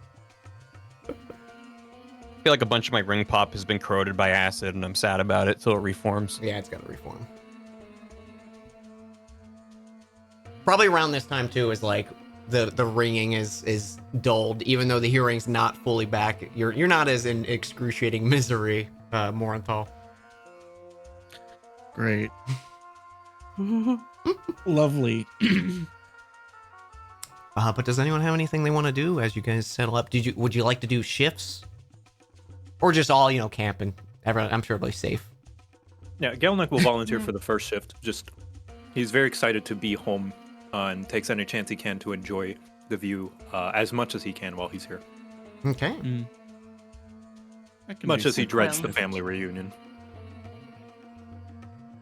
Coil is kind of watching whole night anyway, too. Sentry mode. Yeah. Yeah. Did you say something, Gam? Oh, I was just gonna say I'll take second shift. Okay. Trilby is Hop- sleeping. Before turning in, I think Hobson does go and like a park next to Gelnick for a little bit, just to sort of ask just some little stuff like, what was your favorite thing about like living out here? Ah, a true feeling of strength. You feel as though, with the Ustenki tribe at least, that you are powerful. The world is very unforgiving sometimes against you. Sometimes on purpose, sometimes not so much. Nature is nature, and nature is simply surviving for its own sake. But sometimes, in Gelnick experience throughout his travels and pilgrimage, there are some people who make it so for malicious purposes. But with you, Stenki, with our lifestyle, it feels as though not even the world can stop you. Oh wow. I Very can see that being liberating really feeling. attractive. Yeah. Have you felt that since leaving? Gelnick just looks to everyone kind of laying around the camp. Yes. Yes. Oh. You know, I definitely never felt any kind of strong before coming out here. Well, not here specifically, but coming out with this group. But I think I can kind of picture that sort of feeling of strength you're talking about. Well, Gelnick may insist that you are strong, small man, but that is different from feeling strong. This Gelnick understands. It was a very long journey for Gelnick to understand that he is strong. Perhaps Yeah, these murky waters, although dingy and cloudy and somewhat stinky, maybe perhaps journey in such stinky waters can provide reflection to see how strong you truly are. That makes sense. I'm glad I'm getting to see. I know there's a lot going on, but I'm glad we're getting to see. Glad to see a bit of where you came from. Likewise, and thank you for partaking in traditional Ustenki cuisine. Oh, Or absolutely. Gelnick understand it does not look the most appetizing. That's okay. No, it's quite robust. A little bit of an acquired taste, I'm sure, but thanks for sharing it with me. Of course. And then I think Hobson then just goes and starts prepping to crash and turn in. Okay. So we have Gelnick first watch, Morthal second watch. Anyone else joining watches and Coils through the whole night? Just out of curiosity. Trilby is conked out. Mm-hmm. I think that's everyone. All right. As you all go to sleep, Gelnick and Coil for the first watch. Can you give me a perception check? Yes, and diddly do. All right. Nice. 20. All right. You both noticed this kind of through the night. Something you're familiar with, Gelnick especially. Some of the small little like fluorescent lights and stuff that you're seeing throughout the area. A few of them start kind of dancing in the distance, like small little specks of white and pink and like a vibrant orange kind of start moving around. You are very familiar with this as like basically a trap of a wisp of a creature, trying to lure those with its small like whimsical dance of light. But both of you notice there's a few around camp. None of them are approaching. You just kind of catch note of them. I feel like Quill would be pretty interested in them. Just like, pretty. Mm-hmm. They're super like. It's one of those like there's something of interest over there. I want to go there. Whether or not Coil does, it's not. But it's definitely alluring. I'm gonna do a roll. Oh, he fails. He's gonna go check it out. Does Gelnick see this happen? Yeah, you're keeping watch at camp. You see it at some point, maybe as you're watching through this, you see Coil just rises and he starts going in the direction of one of those orbs of light. Gelnick's just like, Coil, strong dog. No, and he's just gonna follow along cautiously. What's the matter? Actually, yeah, what do I know of these creatures? In my experience living in the swamp. You know they either work in tandem with the natural predators of the area, and kind of take advantage of the distraction to kind of sap at the essence of a person. Like you feel drained in their presence.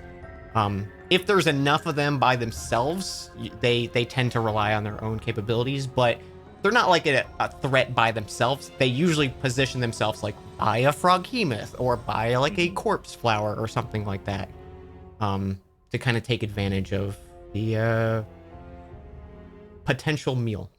Yeah, I'll summarize in not so many words, but also just be like, engage their allure. You are very competent, strong dog, but engage their allure with caution. Do caution. I see. You may approach, but do keep in mind.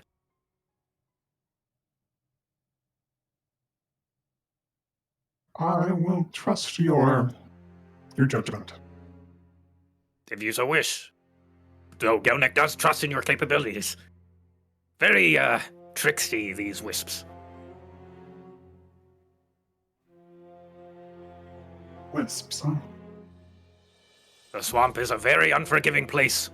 Why the Ustenki are, somewhat unforgiving in our, training methods as well. For, the wilderness, even less so. Imagine you have to be. To survive here? Very much. Mhm. And he will heed the caution and not go after the pretty lights. What a dog. Hmm. Gelnek will give a little pat on Coil and just eyeball the wisps, just do the two finger scary thing. You guys walked the like short little bit you walked away from camp. And you probably watched those wisps throughout the night, and you can see maybe like once they realize you're not taking the bait, they kind of go off into the distance in search of other prey or something else to feed off of. But you can always kind of see something in the distance of some gleam of light, whether it just be, like some kind of fluorescent mushroom or, fireflies or something like that.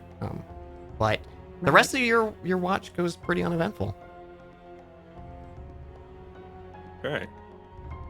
Then Gelnek will go nudge Morenthal awake, inform him of the ensuing potential danger. Okay. And then Don't go go and find a towards spot. lights, to got put it. all. All right, as Gelnek tucks in for the night, Morenthal and Coil can also give me another perception check for the second half of the evening. Yep. 19. Okay. Wow, consistency. Yeah. Pretty much the same kind of standard fare stuff you expect. The lights don't really seem to pay attention to the party that much anymore. You do catch at one point in the night, there is a loud, like, clap with a splash of water and, like, a scream of something. Not humanoid, but, like, just like an animal just got pounced upon kind of thing. And it's like a few miles out, you can just hear because it's a sudden loud noise in the pitch silence of night. But it quiets down after like a few seconds, and you're just kind of like, well, that was not fun to listen to. It's like a rabbit dying in the distance. Yeah, a rabbit or some kind of wildlife. Rabbit scream.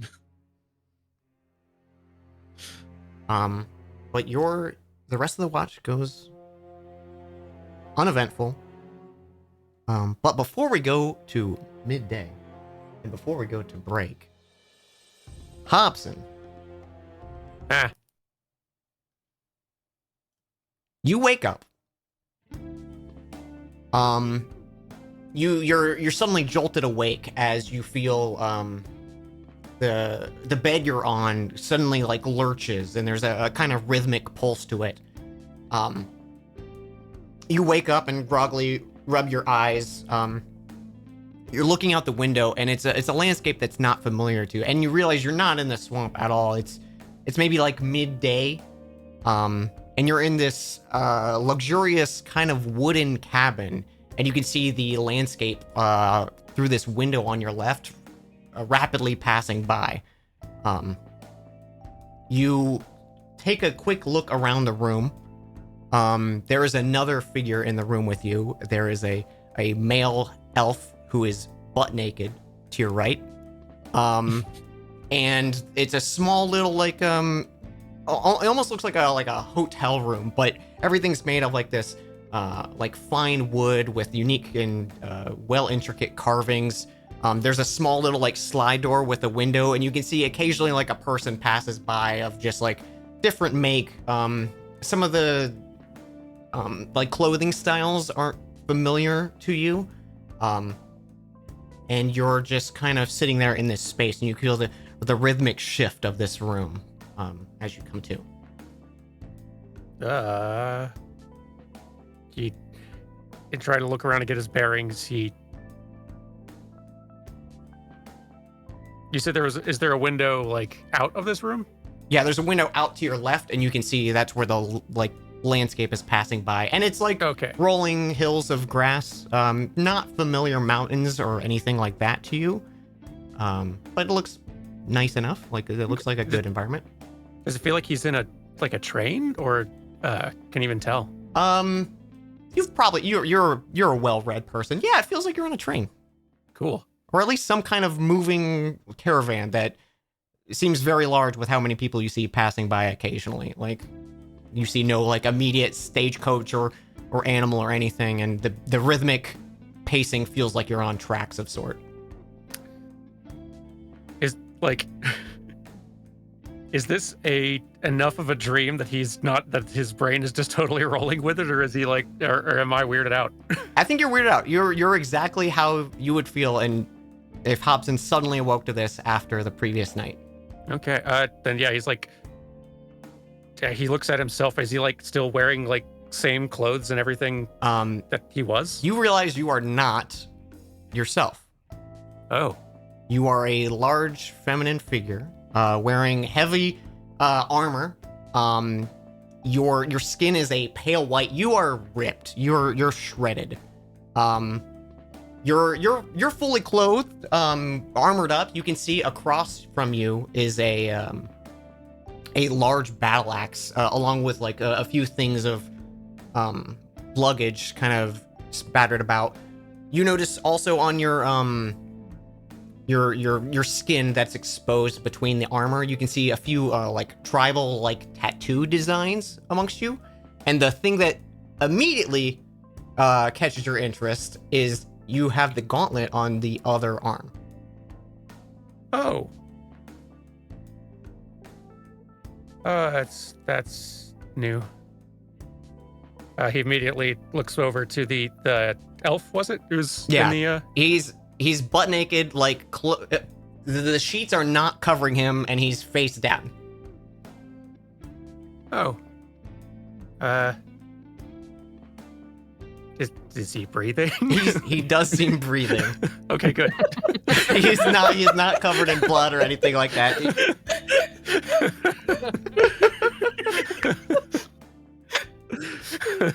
Like, nice of you to worry about his safety. I wanted to know if I needed to like indigo prophecy myself off the screen. A second camera pops up and someone's walking down the tracks in a uniform. What do you do? There's a Simon Says machine in front of you. Oh my god. Hobson looks around the room for any kind of like mirror or reflective surface or something to see what does his face look like? I think you can get a good enough reflection. Like just like when you find maybe like a lull in the scenery that's changing around you, looking through the window. You have long black hair that's in like multiple braids, kind of like tied back in this like messy kind of bun that spills down like maybe to the small of your back, these like thick dreads. You seem to be a Goliath, to the best of your knowledge, like a half giant woman, and she's very unfamiliar. Huh.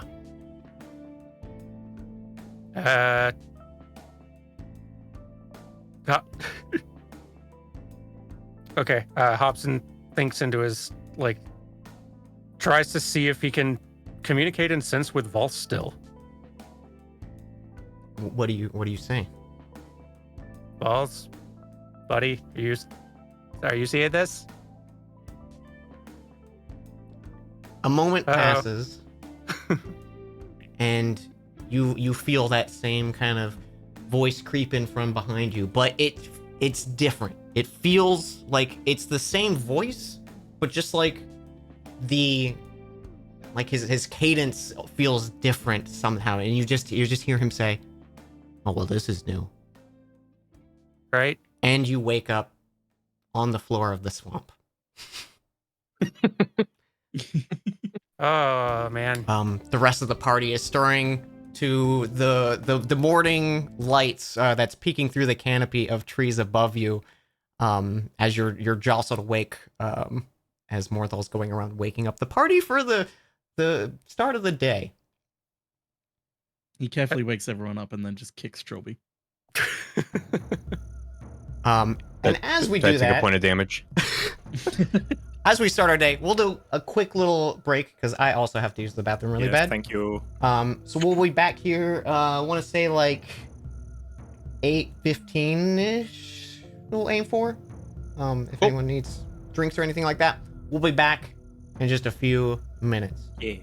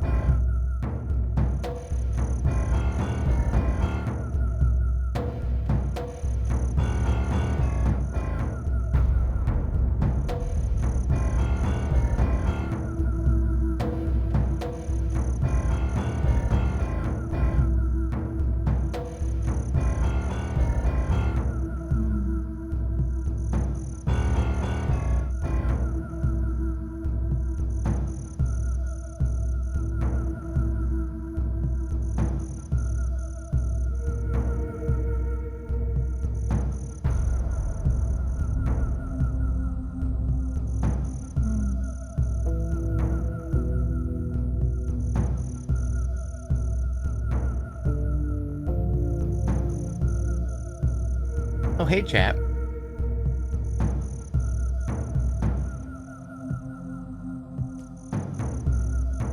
Oh, hi there.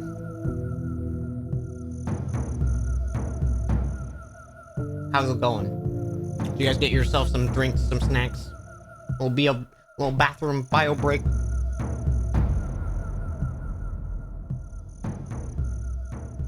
Some boggy swamp. Jax, got the music reference.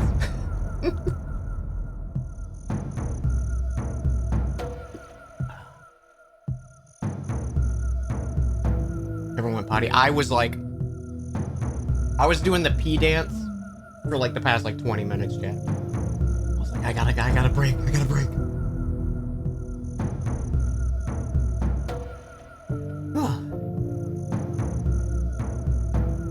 Dan, what should we do to fill the time? I don't know. I don't have a good answer. You could rat jam. Yeah, you could Oh shit! What was the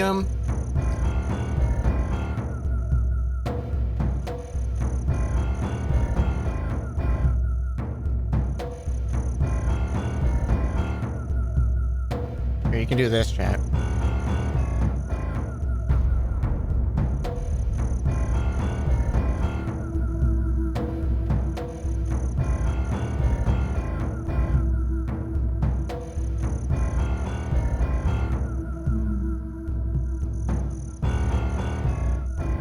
Boo doo doo doo boo.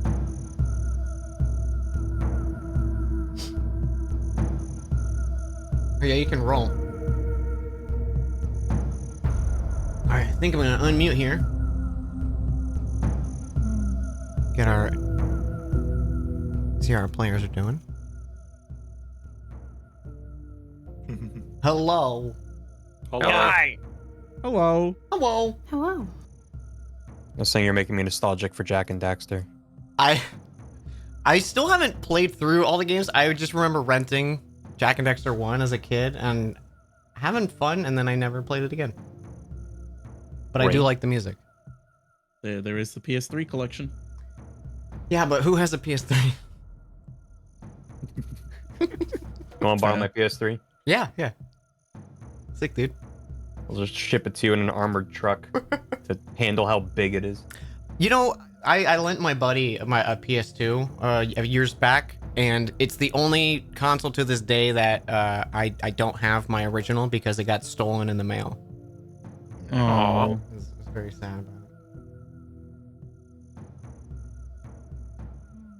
it. Now I have the little the PS2 Slim. Slim. Yeah, Mm. which is basically my glorified watch Seinfeld at night machine.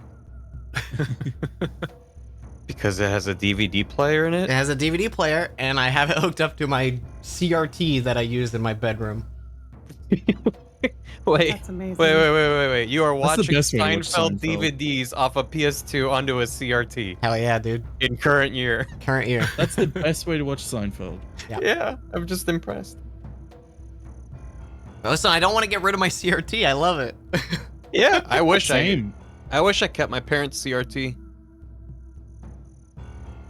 Honestly, though, like watching back like a sitcom on CRT, it just feels right. Mhm. Like it's. Well, yeah, the pixel art was meant to be Oh, seen the pixel art is yeah. on that kind of display. Yeah, Jerry's design is not for HD. It doesn't translate well. Yeah. Are we all back? Okay, Nicole's almost back. Never mind. But it's nice. It's But I- we can do like bag of things and stuff if you want. Oh yeah, you want to do bag things? Reach in that. Yeah, sucker. well, you know I want to do bag of things. Reach in. Get your hands all up in that bag. Here we go. I got my physical dice. Yeah, that's 10. A 10. Ooh, can you roll a d6 for me? I would love to do nothing more. D6 hacha 2.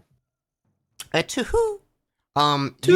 You reach in and you feel a small, little, thin shard of this blue crystal.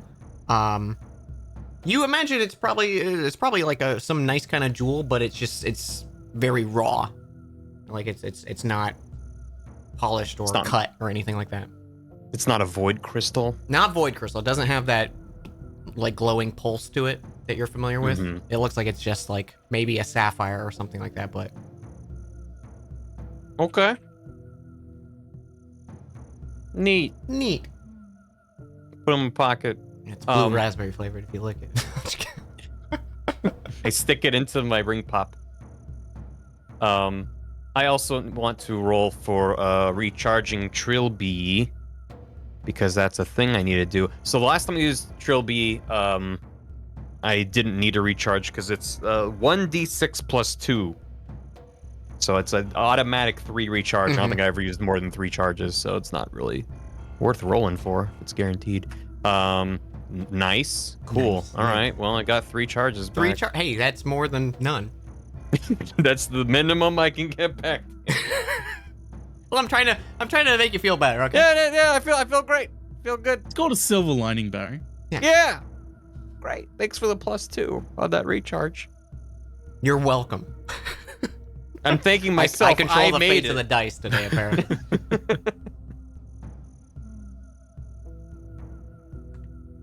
That's it for me. All right. Do we have a Nicole? They might still be away. I think she's still. Anyone else have any morning business? Your morning business. Oh, Take a piss in the swamp. Hobson. Yeah. One thing you do notice when you do wake up, on your arm, the non-gauntleted arm, you see written in. Do you have any like writing tools on you or anything like that? Almost definitely. Or maybe like yeah. a piece of charcoal, or there's charcoal from the fire, so we can say charcoal. You notice written on your arm, it says, "Who are you?" Ooh. Oh, cool. Okay. Hobson's got a pen, pal. Yeah, Hobson looks at it for a few seconds, like, shit, I should have thought of that. I almost spit water out.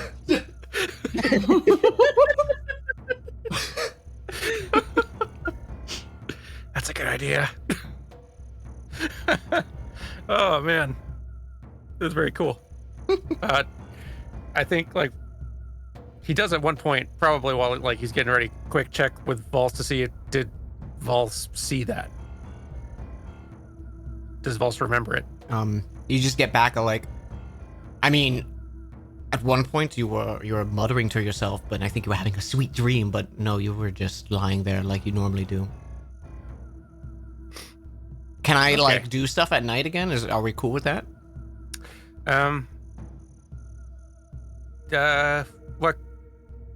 What did you have in mind?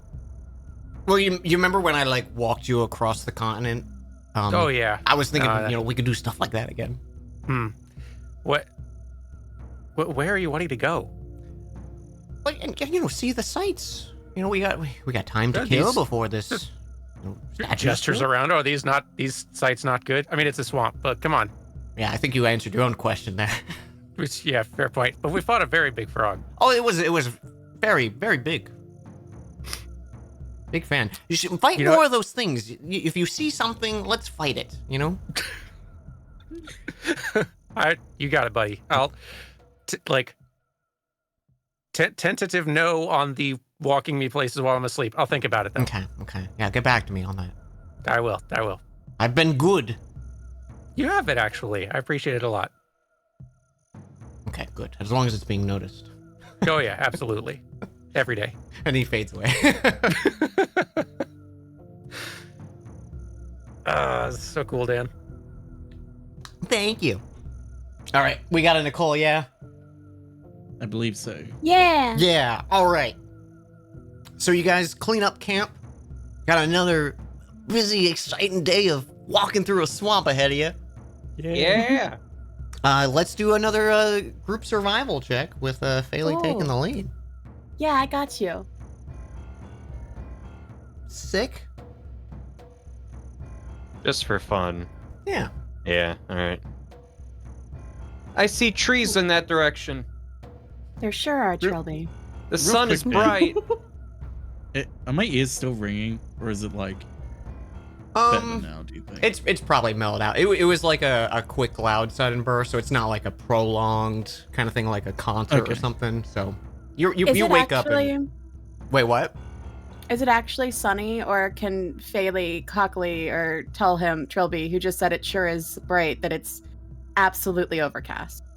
Yeah, I mean, like, you're getting maybe some of those, like, God rays coming through the canopy, but, like, it's... You can't really tell if it's sunny or overcast. You're just getting little rays of sunlight.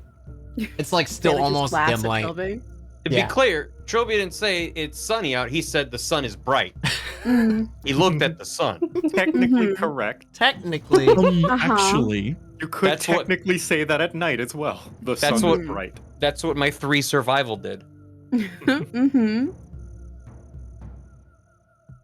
Okay, I'm using this swamp as a background instead of the world map. So you guys trek on forward. You notice throughout the day a few denizens of the swamp to avoid. You see some more crocs. You don't see any more of those like periscope eyes looking at you, thankfully. You try to avoid maybe some of the more potential ambush spots that you kind of point out as you go, Gelnek. And Phaley, it's easy enough for you to follow the trail. Towards, we'll say like late afternoon, almost into evening, like you'll probably be setting up camp in like 3 or 4 hours, you would think. You notice, Phaley, that the trail splits. Ahead of you, you see the heavy trafficked path that you've been following this whole time, and then branching off to the right, you notice a much finer, less noticeable path, and it looks like it's only like a few sets of footprints, like maybe 3 max. Would you say it's the road less traveled Yeah, by, I would Dan? say, I'm sorry that I could not travel both. But You know, it the wasn't one intentional, but I'm traveler, glad that Phaley long was I leading first. stood and looked down one as far as I could to see where it bent into the undergrowth. Can I see where it bends in the undergrowth? Yeah, so the path to the right, which is the road less traveled, you notice the path it's heading down is a way more thick of a dense foliage in the swamp. It looks a lot more just dark, like the canopy is getting thick and a little overgrown and stuff, but you can see just a narrow kind of path where this smaller trek of people have cut through. Okay, so Directly ahead of you, you can see it's still like this kind of like heavy obscured path, but you do see like the faint signs of like buildings and architecture, though they're not like, oh, a bustling city. It looks like ruins. okay. And Gelnek, since you're also on the lookout, as you kind of see these ruins, and maybe you've even noticed a few like in the distance in the past like few hours or so, there used to be a lot of like small cities and even like some castles and estates around the Ashen Highlands that have all been long overtaken by the Blight.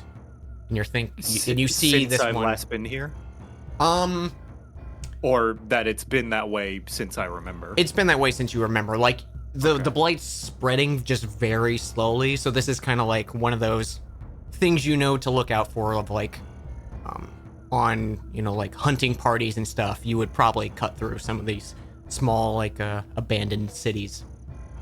But that was the path more travel? That was the path more travel. That's where like the heavy shit. trafficked, not really aware of their surroundings path is heading. Like you can tell like the heavy footprints, the footfalls, drag marks and stuff are going straight forward, and the small subtle path is off to the right. Okay.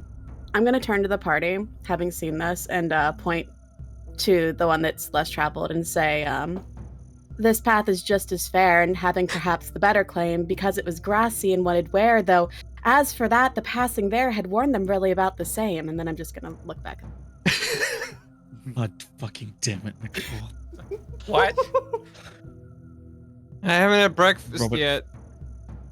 It's too early for this.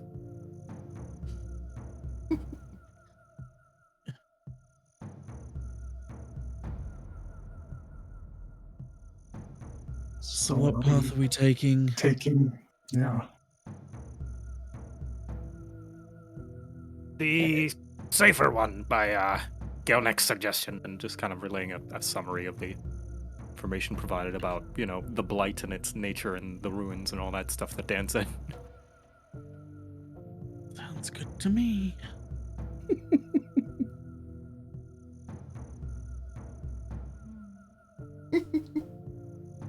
Unforgiving the swamp can be.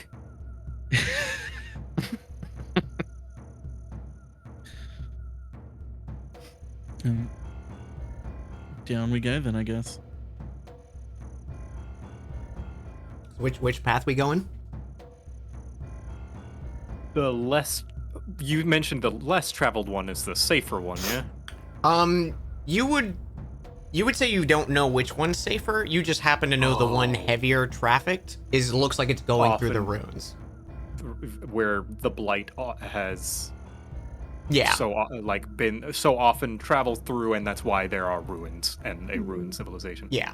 It's kind of one of those, like, it just kind of becomes part of the swamp now, and I guess in your times too of while it is a nice spot to like find camp, you are also aware that some of these abandoned cities are no longer abandoned. Maybe some denizens of the swamp have taken refuge there, but you're not sure at this distance if it's maybe occupied or what, but that's definitely where the main party is walking towards. Okay. But, okay, with that, I guess Gelnick would put it up to a party vote. Party vote! Faylee Mhm. genuinely wants to go the less taken path. Yeah, so our options are the road more traveled, but more likely to run into other things and people who have traveled that way. Some of them maybe not necessarily the most friendly. Or the road less traveled, which is the unknown. But because it's so unknown, we might be going alone and not have to worry about running into people, but running into other non-alive things that may be potentially dangerous. So pick your poison, everybody. Good thing I have poison resist armor. I personally have no qualms with going either way. I see a solid argument for whichever direction we go. Okay. I guess just the less traveled one is kind of enticing with the curiosity. Especially, I mean, I guess. If we I'm don't know, down for either. if we don't know, then they don't know. That's true. True. Hobson's survival is -1. He trusts Faylee on this one. Trilby is Yeah. trying to decide by squinting up at the sun again. The sun's getting low. Better get a move on. The sun sure does exist. Still bright. It's out there. I believe. The sun is out there. I want to Somewhere. believe. Trilby's just gonna go along with whatever the people with high survival checks want to do. We got a very decisive group here.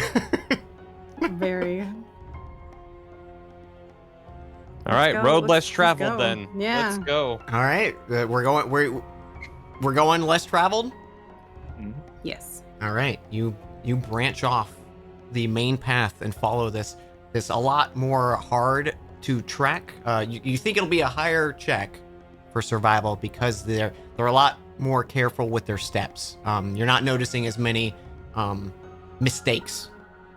It's more just like subtle things of like uncovered footprints or maybe something like light brush snapped and pushed out of the way. It's a lot more difficult to follow because it's not as many people as well. But follow what you do. Can I have a new survival check for this new path? Question. Mm-hmm. Can I use my Golden Band Ring of Good Luck to reroll this? Absolutely. 17. As you have this momentary thought of walking forward without any hesitation, and your vision snaps back to like a moment before, and you decide to take a little bit more care of your surroundings, and that the golden subtle glow from the ring dulls for the day. Okay. Sun's bright.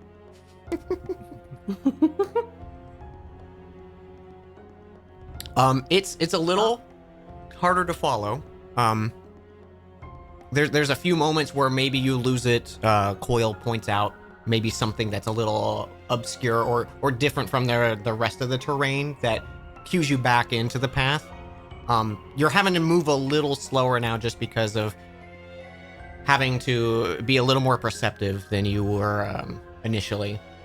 But you do make good progress. And towards, like, night has approached. Question here: who has dark vision? I think just me, isn't it? Think? I do. Do I? Hobson does Yeah, not. can I do? I have goggles of night if I infuse them, which I have not. Okay, so it looks like maybe Jess Gelnick and Hornthal. Phaley, you're a tiefling, correct? Yeah, I think I do too. Tieflings have dark vision. Yeah. Okay. So the three of you are having no issue. The rest of you are noticing, like, even though you think you probably would maybe camp in about an hour, like you've been on this path for 2-ish hours at this point, it's a lot darker than you're expecting. The canopy above you is almost like, wow, that word just went. What's the? You're afraid of tight spaces? Claustrophobic. It's starting to feel almost like that. The branches kind of getting like thinner and almost like more sinister. You're noticing maybe this land is a little bit more affected by the blight, and maybe that's why it's not as like not as much Traveled traffic by. comes through. Yeah. We chose poorly. Can I have a perception group from everyone, and disadvantage if you do not have dark vision? Also, Hobson, you are a gnome, correct? Halfling. Halfling, never mind then. Boy. Yeesh. Oof. That's rough. Oh boy. Wow! Well, at least Faley's seeing shit. The rest of them just like bumping into each other. Yeah. Coil Everyone's stepped a on little. someone's foot. You're a little on edge. It's tight walking space. There's moments too where like you're actively like having to push and move brush out of the way just to keep walking, like not even to see. But Phaley, as you're walking, you're noticing a kind of like almost tunnel start to appear, and while the rest of you are maybe more focused on just the actual plant life here and trying to avoid and not misstep or anything, Phaley, you catch a few discarded threads hanging from branches around you. So these thin little white little threads that are, some of them are still connected in like a web-like pattern, but long discarded. And they're kind of starting to cover the surrounding canopy.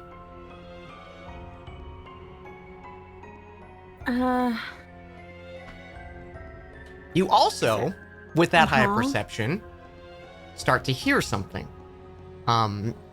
Which is not the chittering that you're maybe expecting to start hearing. You hear voices. Okay.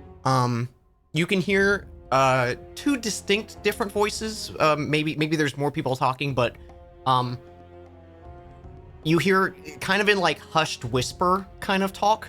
Just like, what are you doing? Come on! Put it down! Stop! What are you doing? And you just hear these like conversation happening, and it's kind of getting louder and louder as maybe the voices are getting more frustrated with each other. But they can't be that far off ahead of you. The spiders learned common. Can I kind of like stop and like put my arm out and wait to see if everyone else hears this too? Yes, and everyone bumps into you. Do I fall? No, just like a conga line of foop, foop, foop, foop.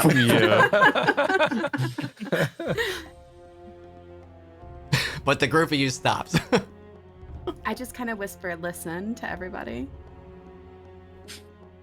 And as soon as Phaley points it out, you do hear these muffled kind of sounds. They're too distant, and the plant life and foliage is too thick to kind of like make out details, but they sound like they're coming directly ahead of you, like following this kind of weaving path that's been cut through the brush. Perhaps that is our quarry?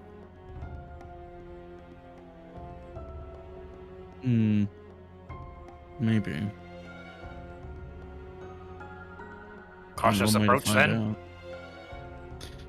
then. It's advised.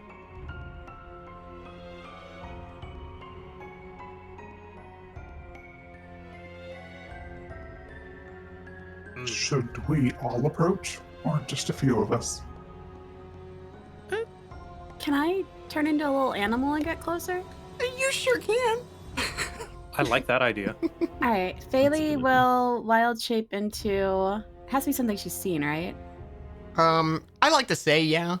But you can say you've seen a lot. I mean, yeah, we've probably seen like a little raccoon, yeah. Of course. No, raccoon, gonna be no. a- Never once in I'm your gonna life. I'm gonna be a little raccoon. I'm gonna get closer and see if I can learn more. Okay.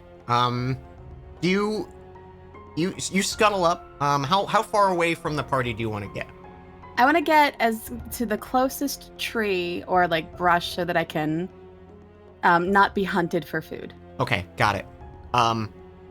So you scuttle. You're taking care to move between tree to tree. Can I have a stealth check with the raccoon's stealth modifier? Oh, what would a raccoon stealth modifier be? Let me look at a raccoon. Hold on, I'll look it up. Don't show this again.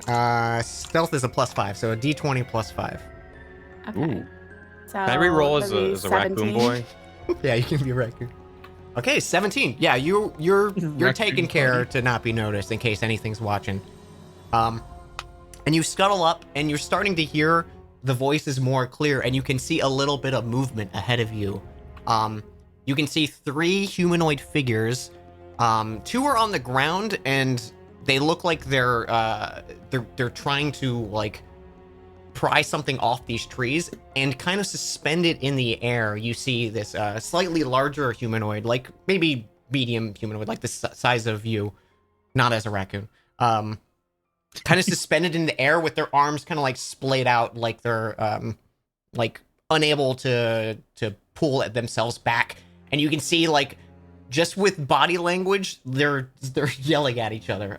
You can just faintly hear like, "What's taking you so long? Get me out of here! What do you want? Would you stop making so much noise? You're going to give us away!" And you just kind of hear these 2 little voices bickering, and they're getting louder and louder as they're getting mad. And as you're watching, and there's movement of the figure that's suspended, you can see just small little trickles of maybe like stray light hitting these threads that are suspending the one on like this large net across these 2 trees. And it's you can see there's starting to be like vibrations on it. Uh-oh. Oh no.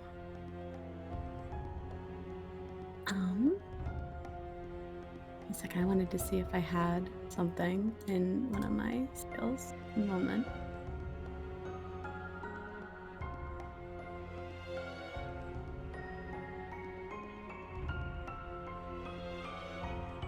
Okay, I don't think I ever selected any of my later level cantrips. I did not mean to click that. Okay, I'm gonna go back and relay all of this to the party, and also relay that there's probably a very large human-eating spider. Okay, so you come back and you unwild shape, just to be clear. Mm-hmm. Okay. Yeah. So you all watch as the little raccoon skitters up to you, and Faylee returns and tells you what you just heard. Should we help them then? So turn around. Oh, Yes. We should help. You think so? Yes. Gelnick believes so. Okay. Bailey just nods and trusts Gelnick on this one. How strong are the spiders in this swamp? Varies. What size margin? How big do they get? Depends on species. Big You know, the species. longer we talk, Yes, More yes, likely yes. it has Perhaps to we should be. not hesitate. Thank you, Chloe. maybe they're already dead. We should just go. That sounds pretty good. Gelnek is going to lead the charge. All right, Yeah. Fine. you guys run up. It's only like a few hundred feet before you can see that site. And I guess first I should ask, are you guys doing this stealthily? Can I do it stealthily? You sure I kind of can. want to lag behind and be a bit stealthy. Go for it. Galnic will So as I don't- well. I don't fully Coil is trust absolutely not. random people on this path. Yeah, you say that as if I'm about to roll stealth. Galnic is going to stealth to help, but also in case they are Ustenki, because he wants to help if they Fair. are, and if they aren't, better safe than sorry. Awkward.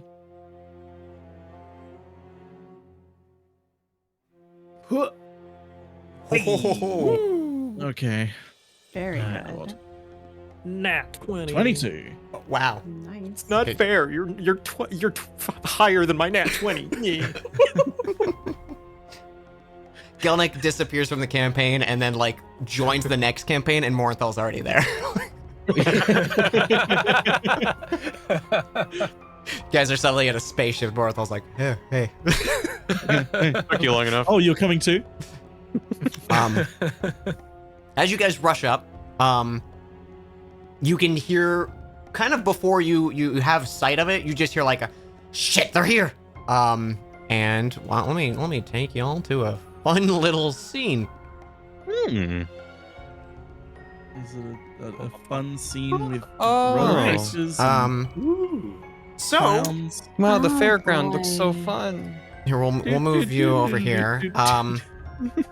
We'll say like Coil's probably running up. I'm assuming Morenthal and Gelnick are off the side. You can move yourself however you'd see fit as you're like running up. But what you see before you is you see three figures. Now you can kind of get a better read of them all. The one suspended in the webs, this tall rust orange skin colored. His hair is softly illuminated with fire, and it's pulled back into this short braid. His like head's kind of stuck to the side right now. He's got these tight-fitted robes that you saw in the village of the Rift of Fire. They're very colorful, and it like super is like obvious in this like, you know, earthy colored swamp. It's super contrast around the rest of the area. You don't notice like any weapons hanging off of him though. You can see his hands trying to do like a gesture, but he can't like get anything free. You see two goblinoids on the sides. They're actually probably more like this. And you can see both of them have like these small like bone knives, and they're trying to cut through the spider web as they're both like looking up as your group arrives. They're looking up into the canopy, not at you all. To the left, you see a little taller than your average goblin. He has this leather top hat it's well worn and damaged over the years, and it's kind of like squished down, like it's not as like pristine as it used to be. Shoulder length black hair that kind of frames his face. He's got a large bow on his back and a quiver full of like these crudely made like bone arrows that look all like jagged and sickly. The other one is you almost don't notice him because you think it's like a rock. He's got this large like bamboo sun hat that's painted black. And it's almost obscuring his entire form. He's like kind of crouched to the ground, like maybe he has bad posture, or he's just trying to be stealthy. But you can see every now and then when he glances over, you can see he has one of his eyes covered with an eye patch. And he's got like a belt full of small little knives at it. And as you follow their gaze and look up, you can see this massive spider start descending down, and like other webs you're noticing from the area are starting to shake as well, as you see smaller little spiders starting to join from the racket that is suddenly started happening in this quiet forest or swamp. And the figure who's suspended eyes dart to the group as you start running up, and they go, we have more company. Hey. And he's just like yelling at the other guy, and the goblin turns and looks at the party and goes, we'll deal with you later. We have other pressing matters. And I need everyone to roll some initiative. First, let me clear the thing. But we'll roll some initiative. Remove. Oh boy. Clear. Here, I'll change it back to what my initial roll was. Okay. It was a 14. Oops.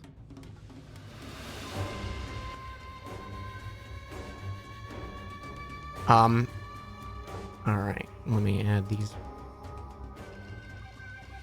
I like your little symbol icons. Thank you. I Yeah. made them because of you. Because you were like, hey, can we have Wow. a differentiating NPC icons? If I haven't made I art think for them yet. Fantastic. And you can definitely. This feels very familiar to when you were, in the Underdark realms, where you're kind of noticing a swarm approaching, but maybe not as. All right, this guy is. I'm gonna put a blue marker on him. So you go. No wait, actually, I'm not gonna do that. I'm gonna do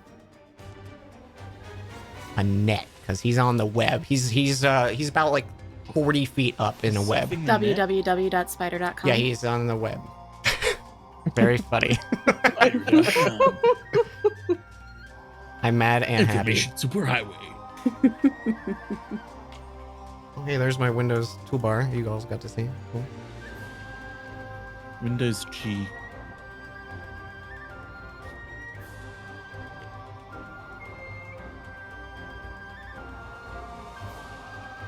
Enable.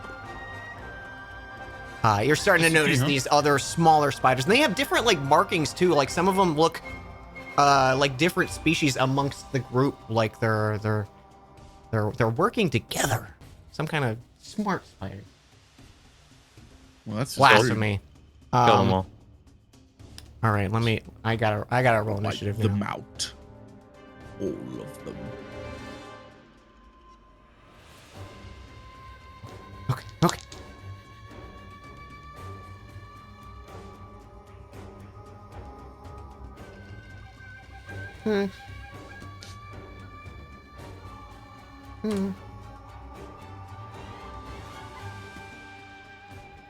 Great. Super cool. Wow, rolled great on the monster initiatives. Good job, me. Is everyone in? I think so. 1, 2, 3, 4, 5, 6. Sweet. All right. Descending. Trilby, you are at the start. You see these spiders start to swarm. This figure, the suspended figure, he's about like 10 feet off the ground. This spider is about 40 feet up. These are all, we'll say they're on the ground just for sake of ease. And they're just kind of crawling. Which ones are you pointing at? Oh, sorry.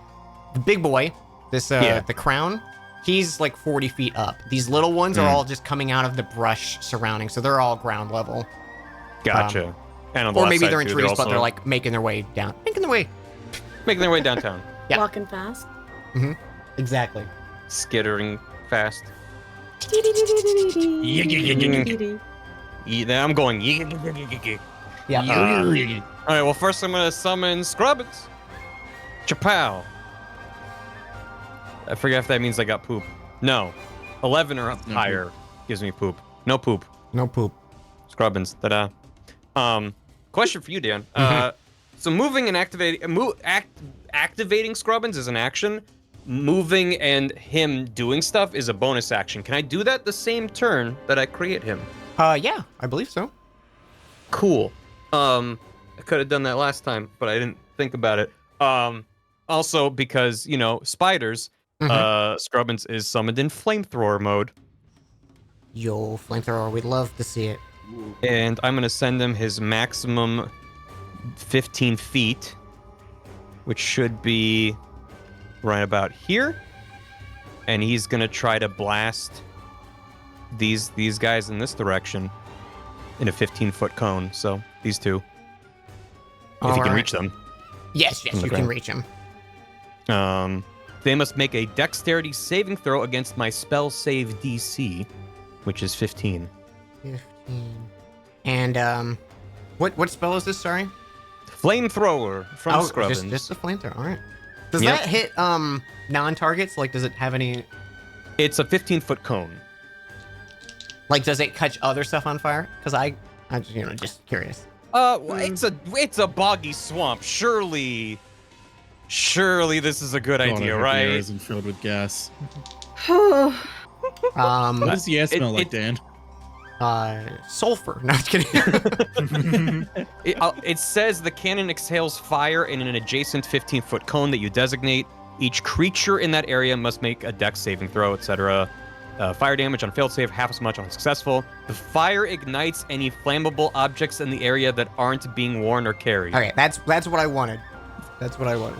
I should have read the whole thing, huh? No, it's okay. It's okay. And you are right. There is a moistness to the air in the swamp. So Okay, good. This is a good idea, I promise. but you are also pointing directly at a patch of, shrubs. Yeah. Okay, so one got the green got 16, orange got 4, so I think they fail. My spell save is 15. Okay, so green saves, orange fails. Okay. So one takes the full 13 damage and one takes half. All right, green. Green takes how much was it? Sorry. 13 damage. 13. Fire damage, if that matters. Oh, fire? No, that's thank you. I appreciate that. I mean, I don't know if they catch fire and then take damage over time. I don't know how fire works. Okay, you spray this fire. You're noticing like a few little patches of like a old man's beard moss kind of like catch, but they kind of smolder out pretty quickly. Like it just is a quick little burn and ember. Calculated. And the spiders kind of like they make a little like clicky sound and reel back, and then they kind of like start scuttling faster in your direction. Oh, But good. they're both up. That's my turn. Okay. We've got the goblinoid on the right who has the big bamboo sun hat. They are going to get away from the web and kind of scuttle back. For this web that's drawn on, that's like in the air, so you can safely move like through it. Just as Under a- it? Yeah. Gotcha. And you're noticing now that he's like not cutting. He's almost like he's almost like half the height of Gelnek because his posture is so bad. Like it looks like you're not sure if he can stand up straight. He's like scuttling almost on the ground. Like his hands are almost like clawing at the ground when he runs, but he's still standing on just two legs. And he just pulls out two of those small knives and goes like, ah! And cuts two little cuts at this purple spider.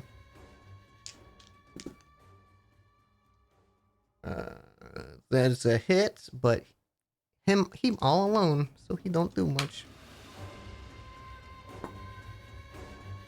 For 4 damage. Okay, that is their turn. Morinthal, you are up. Okay, there's a big bad spider. This is a big boy. There's a bigger boy.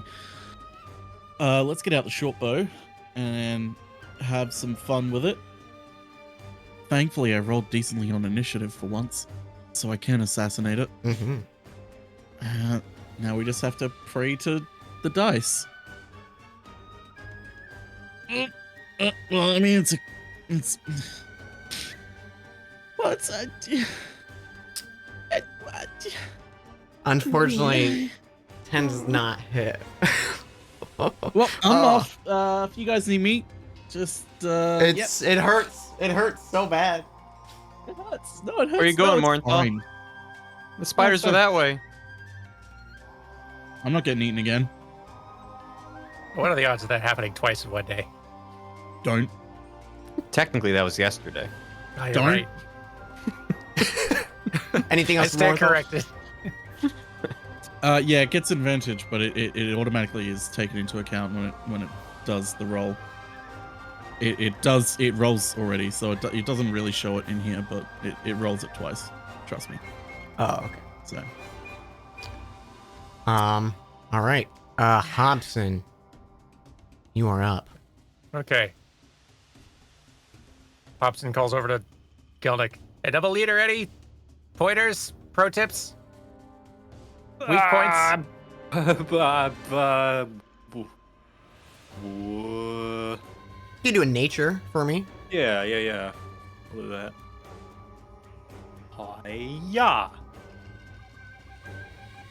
Gelnick is simply stunned at seeing the goblinoids, and you notice this on his posture, that he is just kind of a little bit panicked and just kind of breathing heavy, just like trying to hype himself up. He's a bit too distracted to answer you right now. Gotcha. Okay. Hobson goes ahead and does just Eldritch Blasts at the big one. Yeah. And a 1. 24 to attack, 8 damage, and a 2, 19 to attack, 12 damage. Nice. 20 damage. You hit these huge blasts, and like as you hit it, the web kind of like violently shakes with the like concussive blast, and it kind of screeches back and like starts skittering closer towards the trapped figure in the center of the web.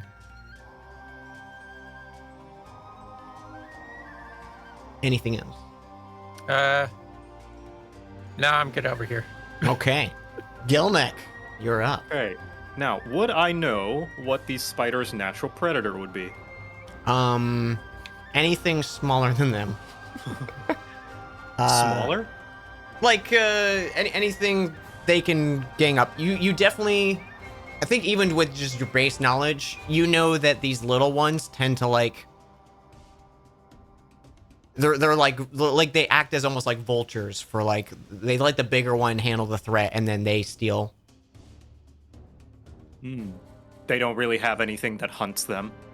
Oh, like that hunts them? Yeah, they're natural predator. Okay, sorry, I misinterpreted that. Give me a survival, I guess. Okay. Okay, well, I don't know for sure, so I'm just gonna guess. And I'm going to use the Ring of Quick Cantrips to cast this as a bonus action. I'm going to cast Minor Illusion as I kind of roll my hammer along, again, like rolls his hammer kind of along his drum shield, just to try and imitate the sound of the Froghemoth. Oh, okay. Kind of off in the distance, as if it is approaching, kind of over here. All right. That's so clever. Because Froghemoths are big, right? They could big. probably They eat big. spiders. Yeah. They eat bug. Yeah. Sorry, They eat bug. when you said I thought they meant what did they prey on, and I was like, wait, what? Yeah. That, Understandable confusion. okay. Do they have a save against it, or is it just this happens and then like they can roll against This it? Right? happens. How they react is to your discretion. Okay. I think you definitely notice these 4 around you. There's a pause in their scuttling. They kind of just like freeze for the moment. And they you know they resonated with the sound for sure. But they don't start to flee yet. Okay. Regardless of that, though, I am going to spend my action, because that was a bonus action thanks to the Ring of Quick Cantrips. My action to bang on my drum and cast Batter at 2nd level. Ba-boom! And I'm going to cast it right over here around these big old spiders that are next to the kind of goblinoid that is carrying the staff and is hunched over. Heck yeah. All right, so con save on that. Con save. Yep. Where DC are my 14. dice? Oh, I moved my dice. I'm smart. That's okay. And it does hit all 4. Okay. 18-foot radius. So 4. What's it like using shatter in a way that's effective? Okay, just the like yellowish one saves. The other 3 fail. Okay. And yeah, then they take that thunder damage as a loud Neat. boom cracks from the drum. That will be my turn. And I'm As just gonna you stay kind of hidden. as this sound rings out, you can see like the like reverberations from the high pitched noise of the shatter. Like you notice their exoskeleton kind of like blisters in parts, and some of them just like stop and just fall to the side dead, and they do that like curl up spider thing. Nice. But the yellow is still hanging in there. All right. Coil's turn. Okay.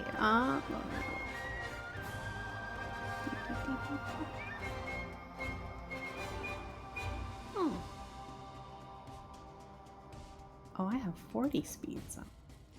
40.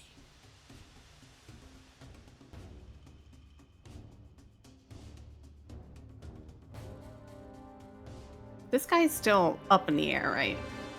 The middle guy? gold guy, yeah, or the orange guy. Yeah. We'll go over here then.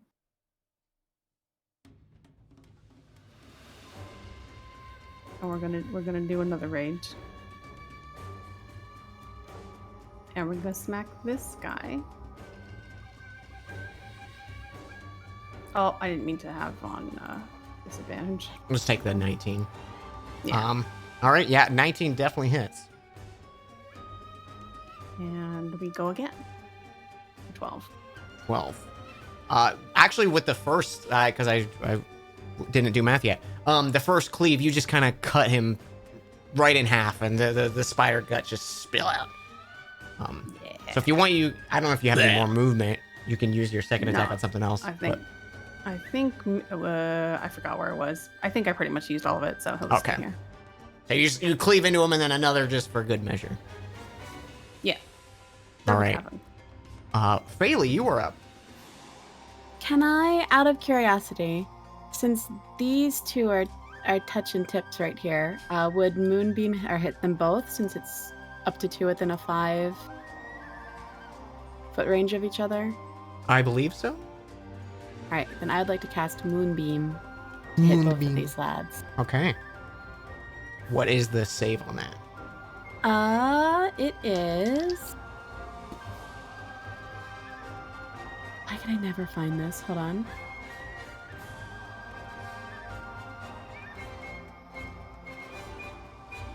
Let's find out together.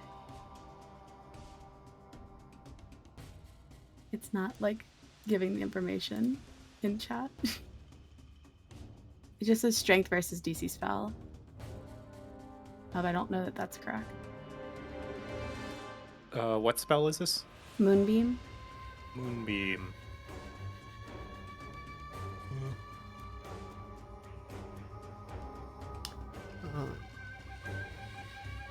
It is a con saving throw. And what is your spell save? Should be the number on the top right where your spells are. Yeah. It is 16. 16, nice. All right, I'm gonna make a little. Here's the description. Thank you. I don't know why it's not working for me. All right, there's your moonbeam, because it is concentration. And green fails, orange succeeds. And how much damage they take? Just 10. 10. So 5 green. for the one and 10 for the other. Okay, so green blisters into this divine light, and these kind of like white flames overtake him. He's dead. He's dead. You could. And orange is still doing okay. He's hanging in there. Anything else for Faylee? Nope, that's it.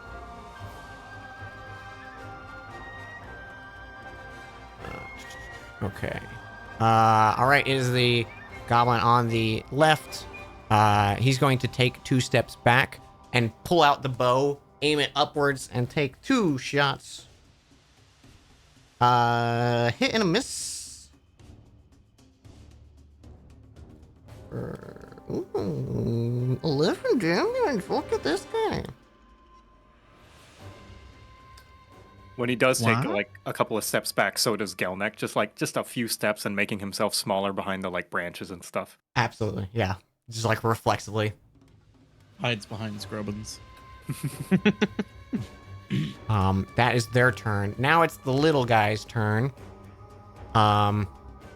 This I forgot with Moonbeam they take damage at the start of their turn, so now they both take damage. So that one dies, and they scuttle on up. 1, 2, 3, 4, 5, 6. 1, 2, 3, 4, 5. Yeah, no, they're going for Scrubbins. Is Scrubbins out? Oh, yeah, he's out. Yeah, he's Okay. summoned Yeah. Oh, out you there. did flamethrower. That's right. That's right. This one is also Just dead. a little bit. It wasn't that much fire. I don't think the spiders even noticed.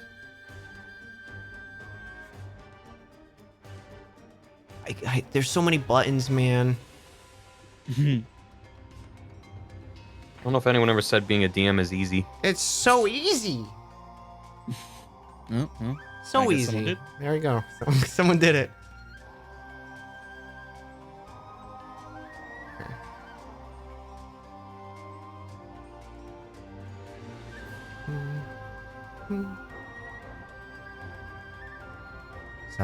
Sorry, there's just a lot of spiders.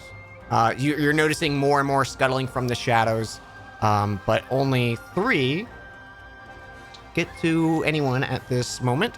So there's gonna be 2 bites on Morthal and 1 on Scrubbins. No, there's not. A 16 and a 15 to hit on Gelnek. Or sorry, on Morthal. AC is 16. Okay. So what are they doing? What are they doing? They're gonna bite you. He's gonna do a little chompy chomp. He bites you for 4, Morthal, but I do need you to make a Constitution saving throw. Always with the Constitution saving throws with you. Yeah, I know. It's like a thing. It's never a in this dexterity saving throw for me. For fuck's sake. Oh, you feel that venom pulse in you. Would 4 extra points help? I don't know, would they? Would a 10 be? Morthal, they're trying to poison you. You got +4 on your roll. This does not Okay. help. You still Yeah, are I was gonna now. say, I don't think it'd help, but Uh, thanks. You feel this venom pulse in you, and your body seizes up, and you're just like in your stance. You are paralyzed. You can repeat the save at the end of your turn. Great. Yippee. The tiny spider swallows you. And then on Scrubbins, oh shit. dice Does a died. 15 hit Scrubbins? It doesn't. Oh, he's trying to chomp at this little bird. No luck. He's hopping from side to what? side. Does Scrubbins have the same AC as me? Scrubbins has an AC of 18. Scrubbins has better AC than He's me? tiny. He's made of metal. I don't He's like this also small. information. But that is the little spider's turn.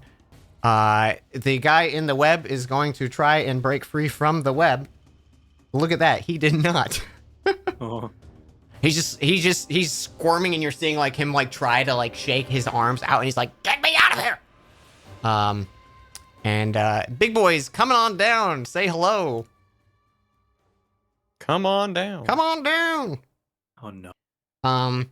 And while you see the spider kind of like looks out at the group, as you can see like 2 of its legs start interacting with the form that's in there, and they start twisting him rapidly up, and you can see he immediately becomes like cocooned in this web. And he's like as soon as like it covers his face, you hear like the muffled scream. It's like and it is going to bite the paralyzed person. Yeah, it's gonna be. Oh, actually, never mind. Sorry, he can't do that this turn because he webbed. So yeah, so he wraps him up in the web, and you see him like getting ready to go chomp into this basically a helpless person. Back to Trilby. Scrubbins is gonna do a little whoop over here, and One of those little blasting- boys is gonna take a chump. He's gonna try. Oh, 14. I He hope he tried. He hits. tried. Yeah, he tried. He's slippery, and he's got a 15-foot cone of dexterity saving throw against a 15. Red and blue succeed. Orange does not. All right, then orange is gonna take 14 damage, Orange is fucking dead. and the other two take 7. One may be curious as to why a bird has such high armor class, to which I reply, have you ever tried punching one? Fair. Hard. Hard to punch a bird. Good scrub. And as for Trilby, Mhm. he's going to see the big spider chomping on this poor helpless goblinoid and fire some scorching rays in his general direction. Well, not general. Oh, the person specific in the web is direction. not a goblin. Oh, who's in the web? It's just a guy? It is a fire genasi. Oh, my bad. I got mixed up. Okay, well, whatever. The fire genasi, they're immune to fire damage, probably. But yeah, Trilby's blasting over here. Scorching ray. All right. First Yep. one. First one hits. All right, I do it 3 times, don't I? Mm-hmm. A bam. Yep. And a bam. Oh, and that one does go wide. But two of these fiery rays blasting at the side, and there's just like smoldering spots on his carapace. And then also an extra 1d8 damage. Let's go 2. 2 damn. Oh, no. How do you want to do? Just kidding. Okay, so 21 damage. Okay. All right. Anything else for And- Trilby? He winks at the fire genasi. He is literally covered in webs. It's like, I got you. All right. This little goblin went wee all the way to attack this guy. And he's going to make a stab. I'm gonna. He doesn't get sneak because this guy is not a threat to the spider. Wow. Okay. Yeah. He rolled a 7. Okay. Good turn. Morthal. It's that rogue life, man. Speaking of rogue life, I guess I'm gonna do nothing but do a Constitution saving throw. Oh yeah. Repeat the save. Fucking. It's God damn it's hard to shrug this off. It's a hard knock life. It's a hard knock life. These are different spiders than you're used to, so maybe it's like it's you know, different venom, you know, you're not used to, different poison. Yeah. Well, I guess I do nothing. Thompson. I think it worked pretty good last time. I'm gonna do just still staying back here from range, just Eldritch Blasts on the big one again. Okay. Since it's acting pretty dangerous to the tangled guy over there. Let's see. A 1 probably misses, and a 2 more 17 likely hits. to hit. 14 damage on that one. Okay. He's looking rough. Big spider is starting to show some wear and tear. Hooray! Anything else? No, that's it. All right, Gelnick. Okay, firstly, with my action, I would like to go up to my good pal Morinthal, and I'm going to cast Lesser Restoration. You're no longer paralyzed. As Gelnick just rubs his hand on his drum to like bring about like a little bit of like the dust from the drum and just pat it on Morinthal, and just a little puff, a little bit of dust. Thank you. Yes, and now, time to save that very handsome Genasi-looking person. And Gelnick is going to use his bonus action to cast another minor illusion creating a visual this time right in front of the spider's eyes, but not on top of it because it can't feel it. These illusions are not physical and they're not tangible. But a 5-foot cube, but it's very close, so maybe I could trick it into thinking it's big, of a little 5-foot tall froghemoth just Whoa. right in front of its eyes. Little guy. Okay, Oh okay. my god. And try and make it look like it's waving its little tentacly arms like it doesn't make that sound because I can only pick a visual component to this. Okay, excellent. And this is on the big one, right? Yeah, the big one, just Okay. like right on top of its spidery eyes. Trilby calls out, guys, we got company. You see a tiny little guy on the web, and Trilby's like, "Oh no!" Oh no! Oh no. I can't That's tell if it's great. far away or really big. Anything else for Gelnick? No, that'll be my turn. All right, Coil. He's gonna come over here. Is it possible to like cut the guy down without hurting him, or? Yeah. too high? So you can either attempt to basically like break him out of the webs, Mm-hmm. which would be a athletics check. You could try Right. cutting through it, but you're not sure if that would hurt him. Right. That's fair. At least in like a 6-second window. Very, very fair. We'll try to break him out. Okay, so athletics check. Oh yeah. Alright. You get in there, and maybe it like the spider hadn't gotten to like fully seal the cocoon, but you pry him out, and as soon as like you rip enough of the things, he just kind of like falls almost on you and like catches himself, now fully free of the web, and he goes, "Thank you." Yeah. Anything else for Coil? No, I imagine that's his action, so Okay. we're good. You should Bailey. wink. You should wink. It looks cool.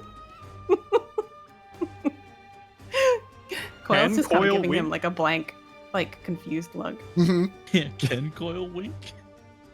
Well, he's got like his eyes are kind of glowing, so I imagine like he could flip One dims. off. Yeah, one dims for a second. Amazing. Great. Yeah, I didn't know if he had like shutters or something. I would like to guiding bolt big boy. Hell yeah, guiding bolt that big boy. Does a 15 hit? 15 just hits. 15 is their AC. Ugh. 16 radiant damage. Yeah. How do you want to do this? Wait.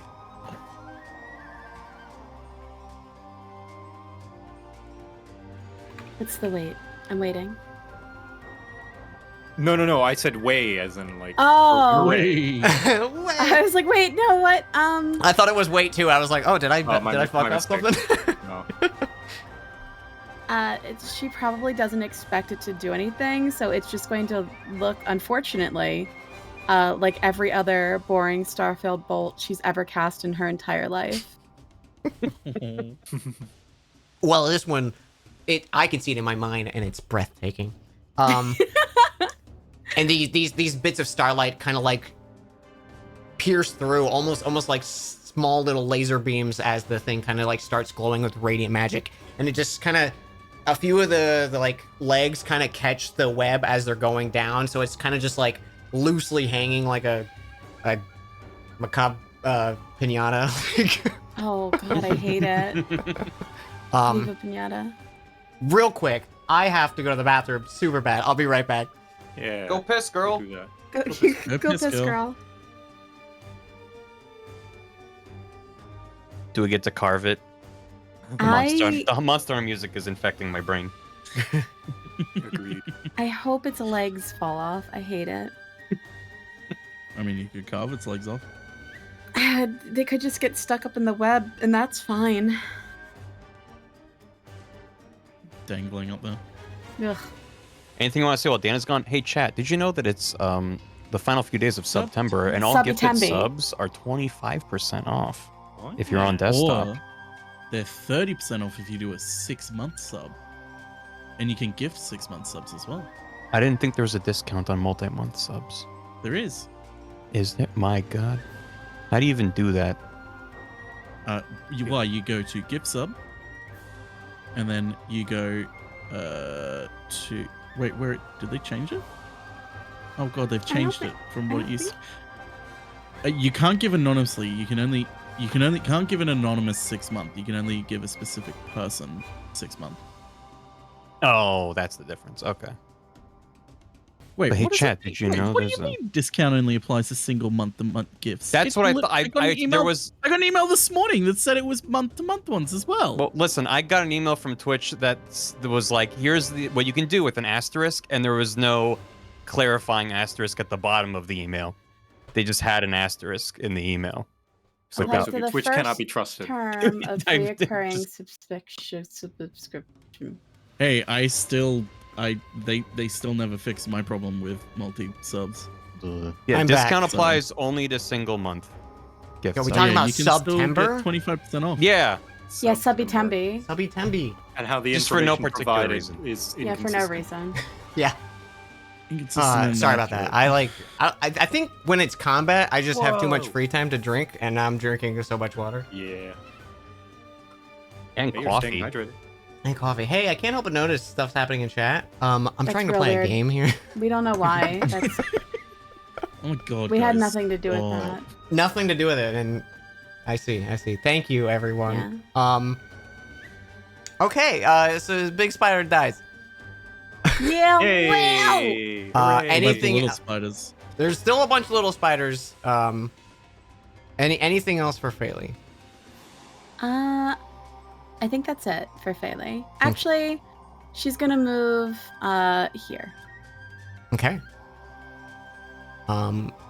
It is the goblin with the bow, and he's just going to turn to his left and shoot at that one that's standing by Gelnet. 2 hits. Okay, red. Second arrow sinks into the red spider, and it just drops to the ground and curls up. And I think at this moment he turns and notices you the first time, Gelnick, and just kind of like after firing the bow, lowers it a bit and is looking at you, but is paused for the moment. The other spiders, you notice, a lot less are coming on the left, and the few that you can kind of see upon seeing the large giant, they start to they scuttle back. They running away. They're afraid. Yeah. The The small frog hemoth continues to wiggle aggressively. it's wiggling. This one though he thought Gam was, or Morthal was paralyzed, but he's gonna That's take not another bite. fucking sick. Oh, God damn it. a nat 20. Uh-oh. That's Yeah, that personal at hits. this point Uh, on that spiders. it's 6 damage. No, it's only 3 damage, Dan. Only 3 because you uncanny dodge. Because I'm dodging out of I can uncanny dodge. And you're Do I have to... actually. So So some monsters, when you save against them, you don't have to do it anymore, but you got cured of it. I'm just gonna say that doesn't count. So yeah, you feel the venom, but the lingering magic from Gilnick's soothing words kind of like Well, I was Fade cured of the away. paralysis, not the poison, right? Because you can only... the cure me paralysis of is one the of them. poison. Oh, okay. Well, that's... Phew. It is Yeah. a paralyzing poison, It's a not a paralyzing. paralyzing poison. Well, that's good then. It's a conditioned venom. And That then sounds like such an actually term. yeah. So these guys didn't get the sound from the boy. They did watch. I'm gonna give them a intelligence. How good can they? Okay, they run away. Yay! Ooh. Everyone He's starts not to scuttle small. away. He's not small. He's just far away. He's just far away. Yeah, it looks like they were a little more confident on the larger spider's abilities. And over the next few minutes, the kind of ones that you can see, they kind of like scuttle back. I keep saying scuttle.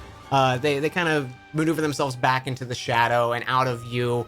You can occasionally get like the glint of their eyes, still watching, kind of like waiting for maybe someone's gonna separate from the rest of the group or something. But for the moment, the tension of the fight has passed, and the stillness and the natural sounds of the swamp resume as you are all EDF.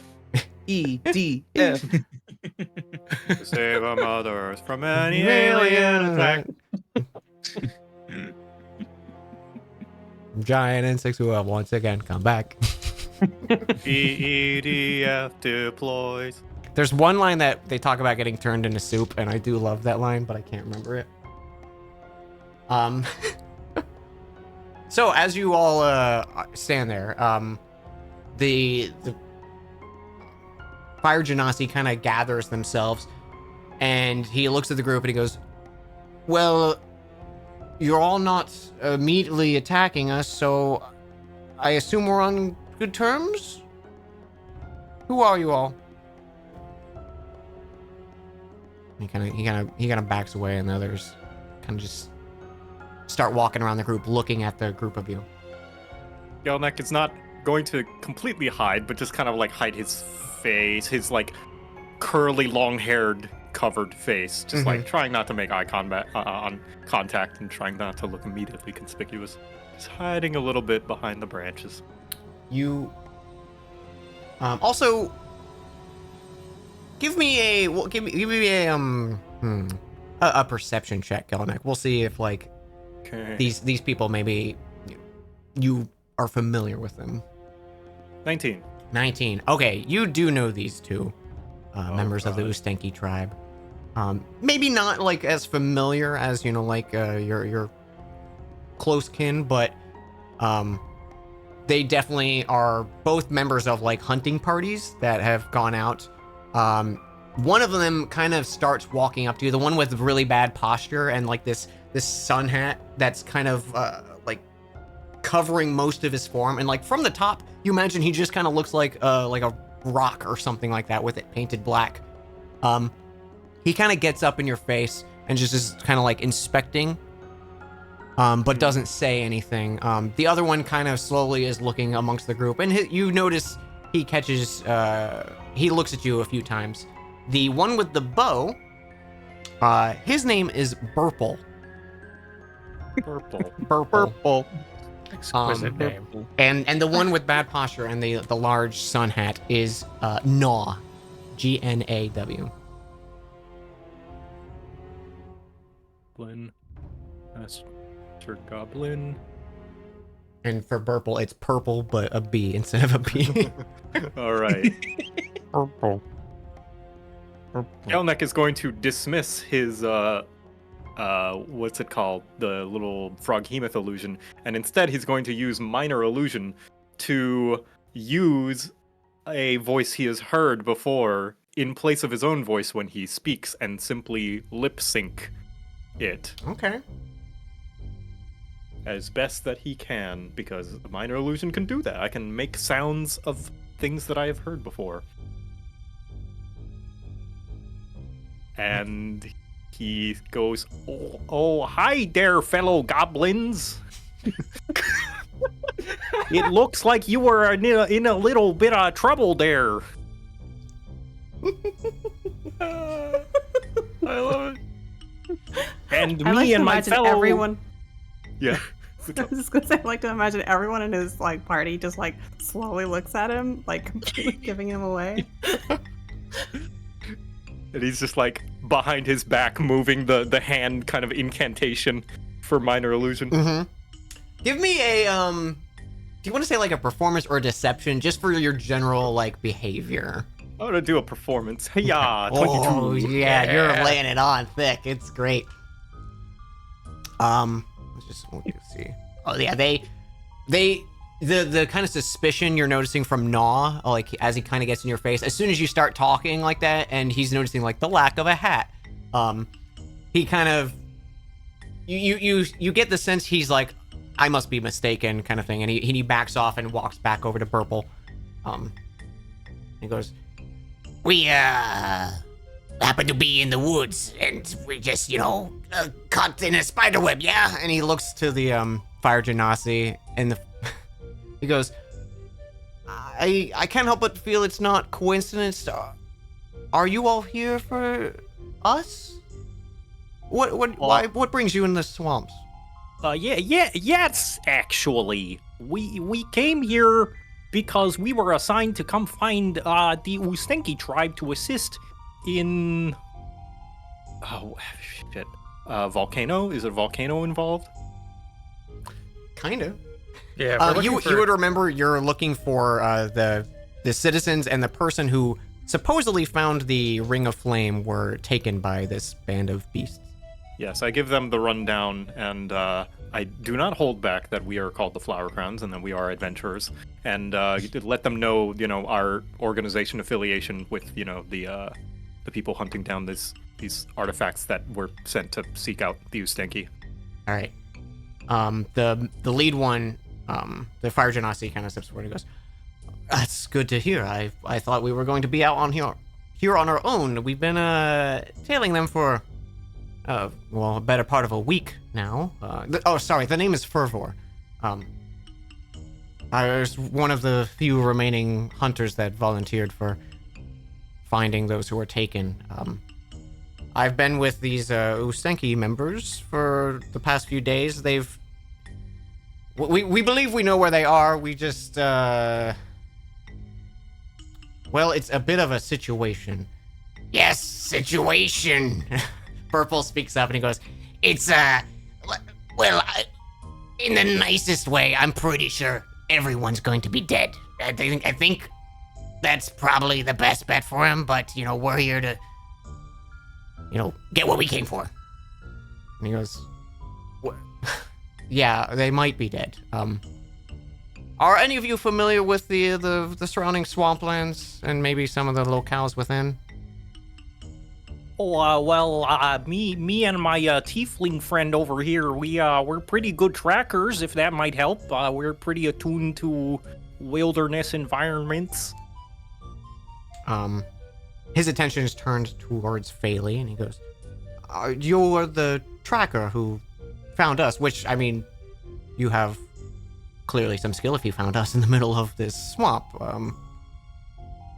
You all are the Flower Crowns? I'm sorry, I just feel like we should, maybe have introductions.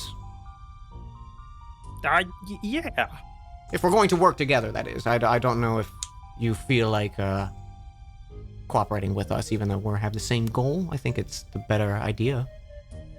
Gelnek fiddles with his thumbs, signaling to his allies that he needs time to come up with something, and he whispers over to Morenthal, like, You are good at creating new identities, yes? What is a good name? Well, I'm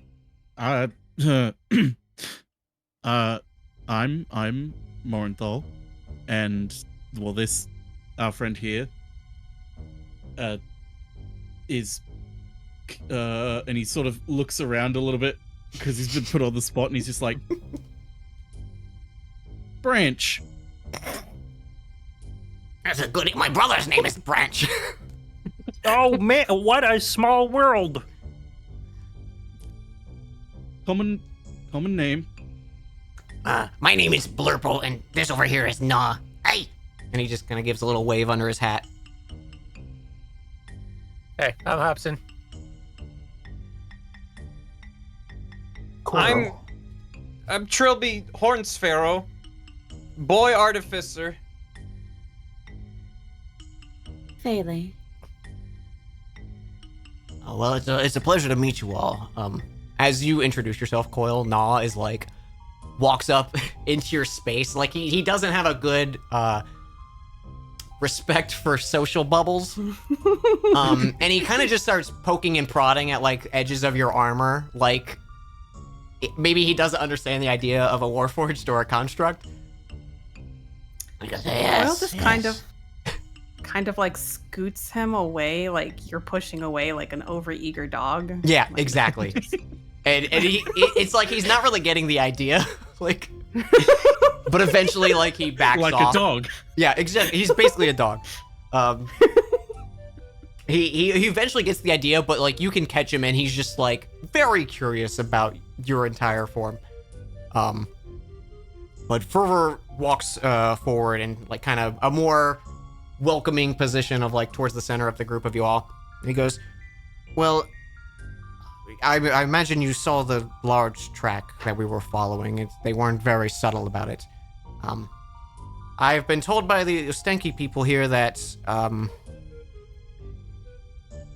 there's a bit of a larger threat within the swamps. Have any of you heard of the sunken castle of Olui? Louis? Olui. Oh, Louis. Totally different thing. Oh, Okay. Can't say I have. No, I don't think so. Gilnick, you can give me a advantage history check. Manage. Hiya. 20, dirty 20. Oh. So you know this is like the there used to be a stronghold fort that was towards like the coast that was well separated from the swamp when it was built, and it's now completely been overtaken. And the reason you know about it is amongst everyone in Ustenki, it is well known to avoid it. There is a creature there that the nickname that you've heard of them is the Hydra. It's kind of like a boogeyman to you, but it's one of those things that you're hearing the tale of these multiple beasts working together and stuff. And what you've been told of this boogeyman is like they can enthrall people under their control, and maybe there's some weight there that you're realizing. Ooh. He's gonna keep his mouth shut and feign ignorance.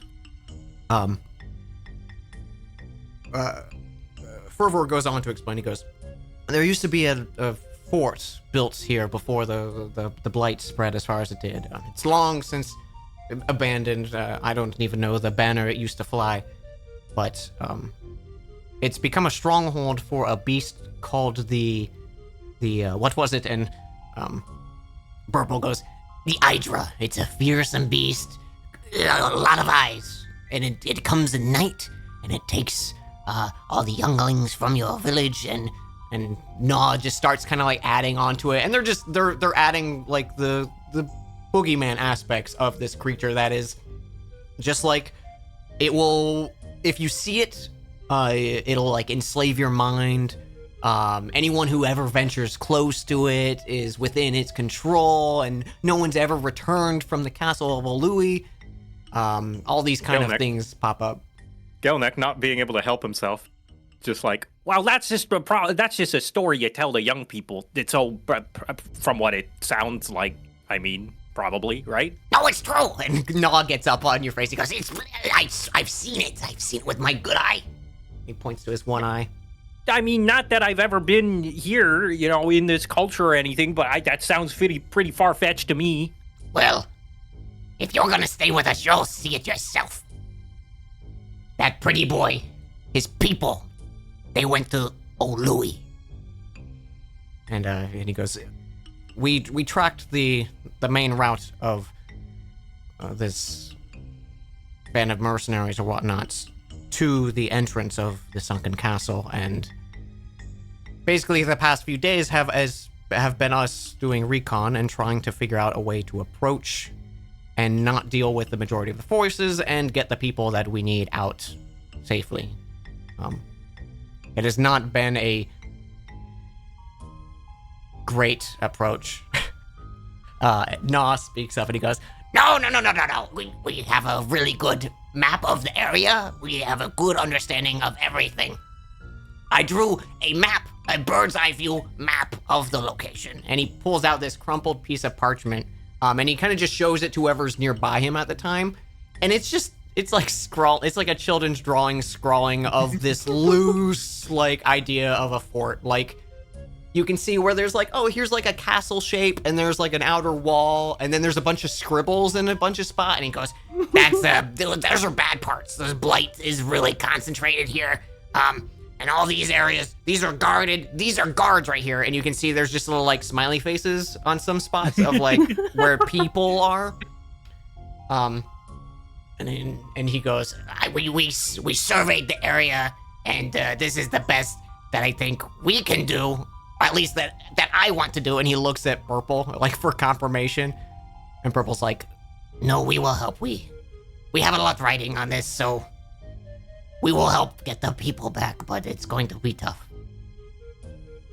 Gelnek, realizing these very well are his people, just kind of look to the party, just like, as a, like, please, can we do this?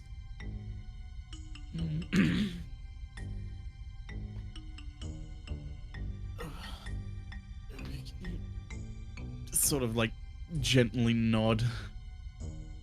We have to help them. Yeah, that's what we're for.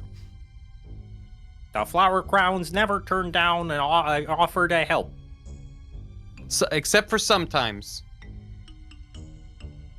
well, I'm happy to hear that, as confusing as some of that was.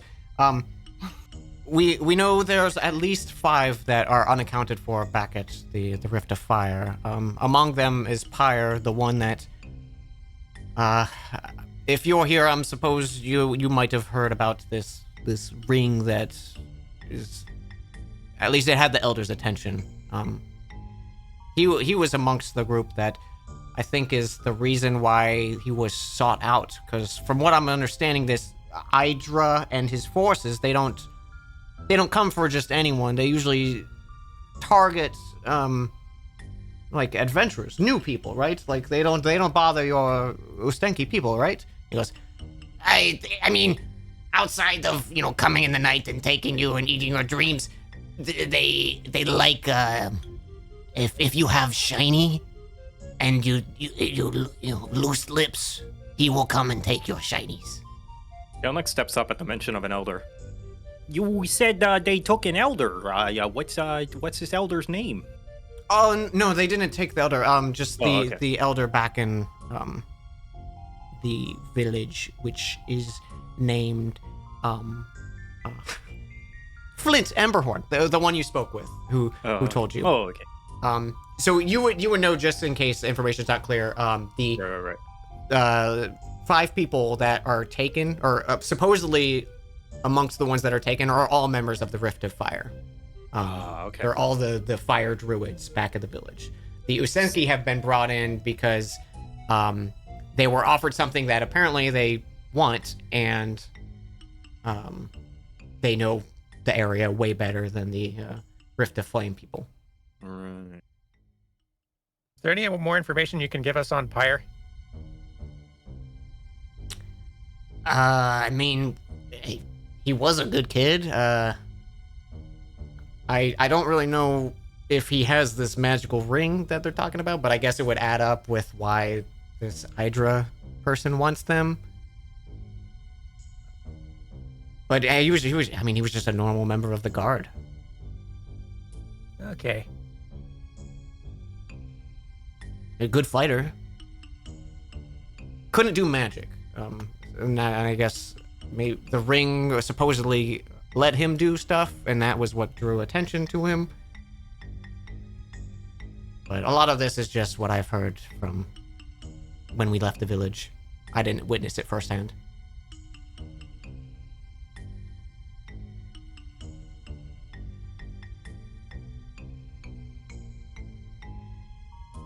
But if you'd like,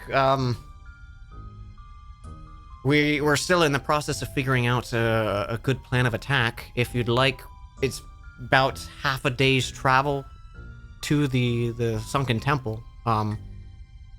Although it is night, so we should probably find a camp for the evening. That's preferably not here in a spider nest.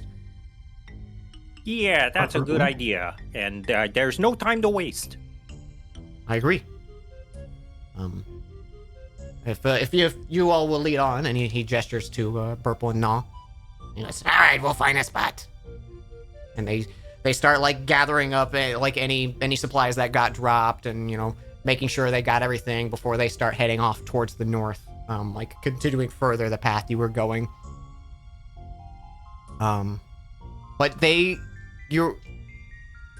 you seem to have avoided their suspicions, Gelnick. Like they're not giving you as many glances anymore. Your voice and performance as this non-Ustenki tribe member seem to have fooled them for the moment. Success. And while we do follow them, Gelnick will just kind of like pull aside his party members and just whisper, Forgive me for strange voice, Gelnick panicked and just randomly thought of some grung merchant what played the banjo once. That he came across in his travels. Do what you need to. Thank you. Branch, was it? Yes. Like from a Yeah. tree. Like from a tree. Very good thinking, Mortho. Was it? Maybe not, but it was fast, and that is what is important.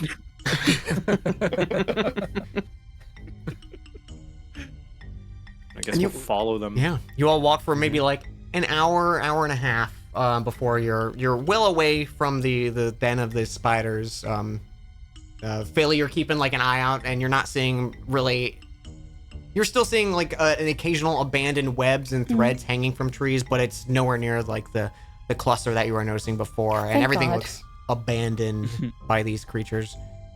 And you all set up a little camp for the night.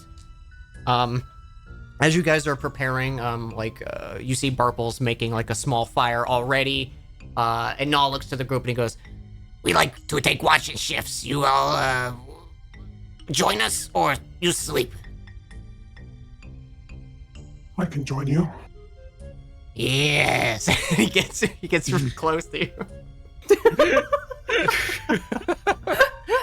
Koi lets out a sigh. It would be bad to let your guard down. And he's just looking for an excuse to like take your armor that he thinks you have.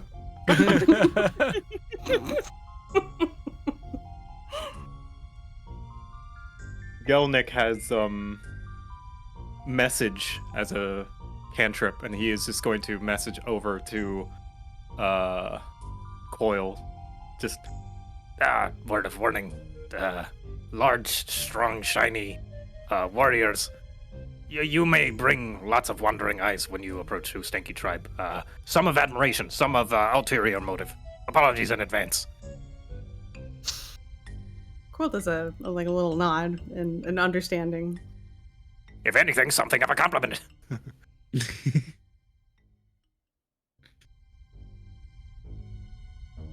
He tries not to talk back, just to not blow the cover, but yeah, he nods. Gelnick's not gonna stay up and take watch. He's gonna bundle up and cover his face and Turn bury into a little himself into his burrito. sleeping bag. Yeah. Yeah. Burple's taking first, Noah's taking second. Does anyone want to join them besides Coil? Yes. I don't trust them. Are you staying up for both? Yeah, I will stay up for both actually. Okay. That's right, you got trance, don't you? Yeah. All right. Before going to bed, Hobson gets like a little stick. I don't know if we did like a little fire or whatever, but he gets a little stick that's gotten like charred a little bit on the end, and writes on kind of inside of his arm as best he can with the amount of space he's got. Hobson, and then like little parentheses, flower crown. Okay. And feels extremely stupid and silly doing it, but is also like wants very desperately to go to sleep to see if something happens, but is also too excited about it to fall asleep for a little while. Okay. I really want like Trilby to have seen that and be like, oh, I also forget things like that, and he has like smudged on his hand Trilby.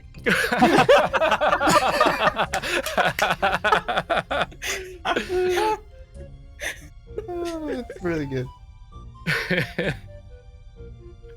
I'm loving this adaptation of the lake house going on right God. now. Hobson. All right. I'm loving this banjo music you got going on. I was like, it's perfect. It really is. Oddly enough, Bubble Gloop Swamp didn't fit. You know, I was like, is this a different vibe? Mm. All right. Is everyone else just gonna crash through the night then?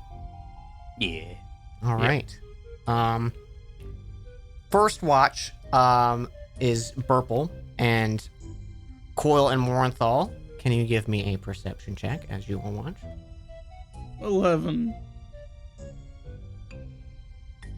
Oh. Ooh. Coil can see. You hear a few kind of sounds through the night of just skittering creatures.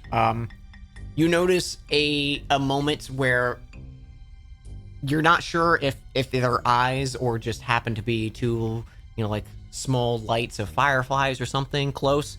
But Burple gets up at one point and he just he kind of like tries to make himself look big, like raises up his shoulders and like kind of frames him and he goes and he just like runs off into the direction of the forest and then like calmly walks back in like 2 minutes and goes back to the fire.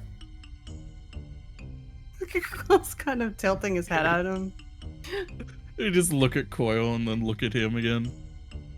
And he looks up and he goes, We both saw that, right? It is a big cat. You just got to scare big cats so they don't think you're just resting. No, Good sir. to know. Many cats out here. You wouldn't think, but lots of cats. Delicious cats. and he's just kind of poking the fire. But the rest of the sleep kind of goes uneventful unless either of you want to do anything. No. All right. The next watch happens. Burple wakes up Gnaw and cozies himself up on the floor. Gnaw he takes out a bunch of his knives, which you notice are just like, some of them are just jagged pieces of metal, like tied to stuff. Some of them are just bones that have been sharpened and fine. Some are like teeth. They're all just kind of different make and model. And he's got this, like when he sits down, the hat almost like, just him sitting up straight, the hat is like a foot off the ground. So you can only see like this small little window of him at times. Every now and then you'll catch him like tilt it and he's looking up at you, Coil, and then like he tilts his head back. You notice at one point he pulls out from his bag this like stitched together fabric. And you see him start like stitching a piece of it that looks like it's in need of repair. And he kind of quietly watches the two of you, but he doesn't really say anything. And the rest of the watch goes uneventful. Always good. And you all wake up. Hobson, Oh, so good. you're just Hobson, and everything seems normal. He does definitely check like various limbs, making sure nothing else has been written. You check your limbs. It looks like the same message you left at the same time. Everything seems in order. All right. Shrugs. Figures he'll just keep doing this until either something happens or he starts feeling stupid. Wonder what will come first. It's anyone's guess.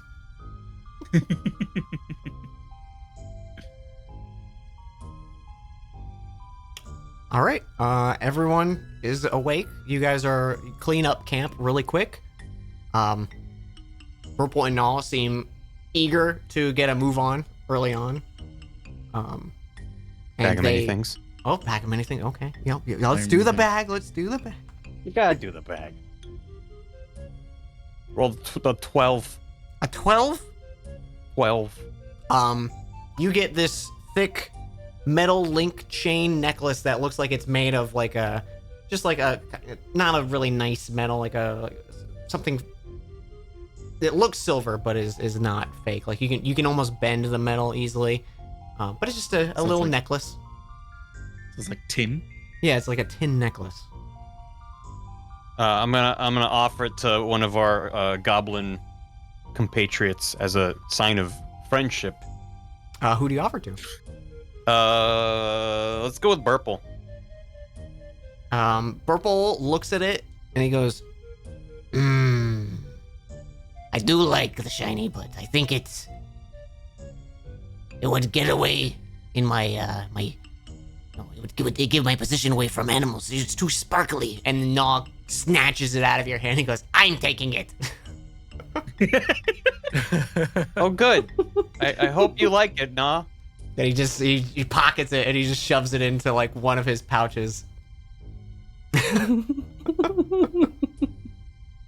I did a good deed today. Burple does go, Thank you.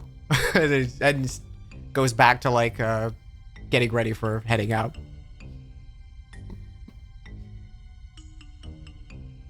Good. So as you guys start walking, you continue north, or not really north. You continue the path that you're going through. Along the time, Fervor kind of just like hangs back because he's not the one scouting through the party, and it doesn't seem like even if one of you wanted to lead, Burple and Gnaw are very much like, we know this better than you kind of thing. So they're kind of just like taking the initiative and not really giving the opportunity. Fervor hangs back and just to the lot of you goes, so, we were told there might be reinforcements interested in this, like, artifact, I guess? It's a powerful magical item, is what I'm told. And is that what you all do?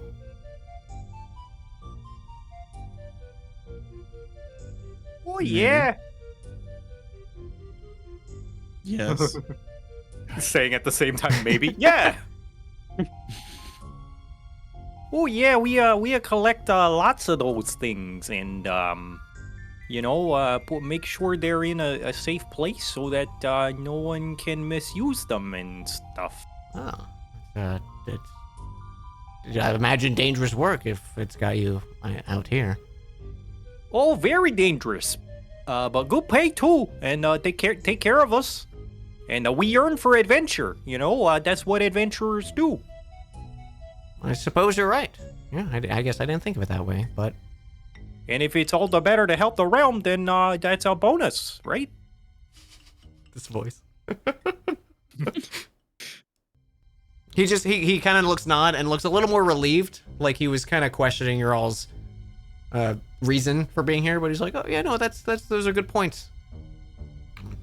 We don't really speak to... we don't really get many outsiders in the Rift, so... just curious, Understandable. This place can make you be on guard for everything, including people. Oh, absolutely. And then I just, it's, we're a small group of people. It's just odd that something interesting happens here. So, I guess getting used to that. Of course, once we get our friends back, that's the primary focus. It's just odd for me. And he kind of just seems like he's like figuring out his own train of thought. Can I insight that? Yes. I would like to insight. Maybe glean what he's feeling in that 13. You can sense he's not being like deceptive, but he maybe looks like this isn't the life for him. Like maybe this call of something bigger is like more interesting than protecting a rift to the plane of fire. Kelnick is gonna walk beside him and just be like, I'm from a different tribe of goblins, and we do sometimes is we travel, search around for a different purpose, see if we might fit in boots made from different cloth, to make a metaphor. So, I don't know, that might be an idea if you ever get someone to fill your position, because it's kind of important, but sometimes traveling around can open your eyes to new things, Gelnick says as his eyes just kind of like start to wander over to his newfound friends. Mm-hmm. He's kind of deep in thought for a bit, just kind of like nodding along to it, and he goes, I have always wanted to not leave the rift, but maybe see more of the sights. It's not really a accepted thing amongst our tribe of leaving the rift. It's kind of considered abandoning your duties, but I don't understand why we can't leave for a bit and then come back renewed, Like my sister left, and I'm a little jealous. Gelnex kind of looks to the side, a little like irritated at the thought of what the tribe wants. Mm-hmm. Well, sometimes the tribe can be a little frustrating and stubborn in that way, but family problems, right? You are telling me, yeah. It's a thing I think about often, and I just, I don't get to talk with anyone about it because everyone's part of the tribe, and if I talk about it, then, it's a big issue and we all have to have a conversation. Well, you and me, we're kindred spirits in that. So, no judgment here. I've seen stranger things. He nods his head and he goes, well, thank you, Branch. It was very, very kind of you. Gelneck, like, instinctively looking behind him, and then realizing, oh, wait, that's my name. Oh, yeah, of course. And he kind of chit-chats with you for a bit. Like, every now and then you kind of get, like, a shush of, like, everyone hold up and wait from the Branch, or not Branch, from Burple and Gnaw, and then, like, the party resumes. And towards the end of the afternoon, like, it's, the sun's getting low, but this is about the time that they were telling you to expect to arrive at the sunken castle of Olui. And as you make your way over this kind of, like, just almost like a, like, like the hill rising up after, like, a crater, there's, like, that push aside kind of thing. There's like a small slight incline before you see this steep kind of sunken mass of land. And there you can see this fortress that some of the walls are crumbled and seeping in. You can see like a little bit on the opposite side of the fortress as you. It's hard to make out, but you can see like one of the walls is totally submerged under the swamp and bog. And amongst the pieces of ruin that are still intact and able to be guarded, you can see an array of creatures.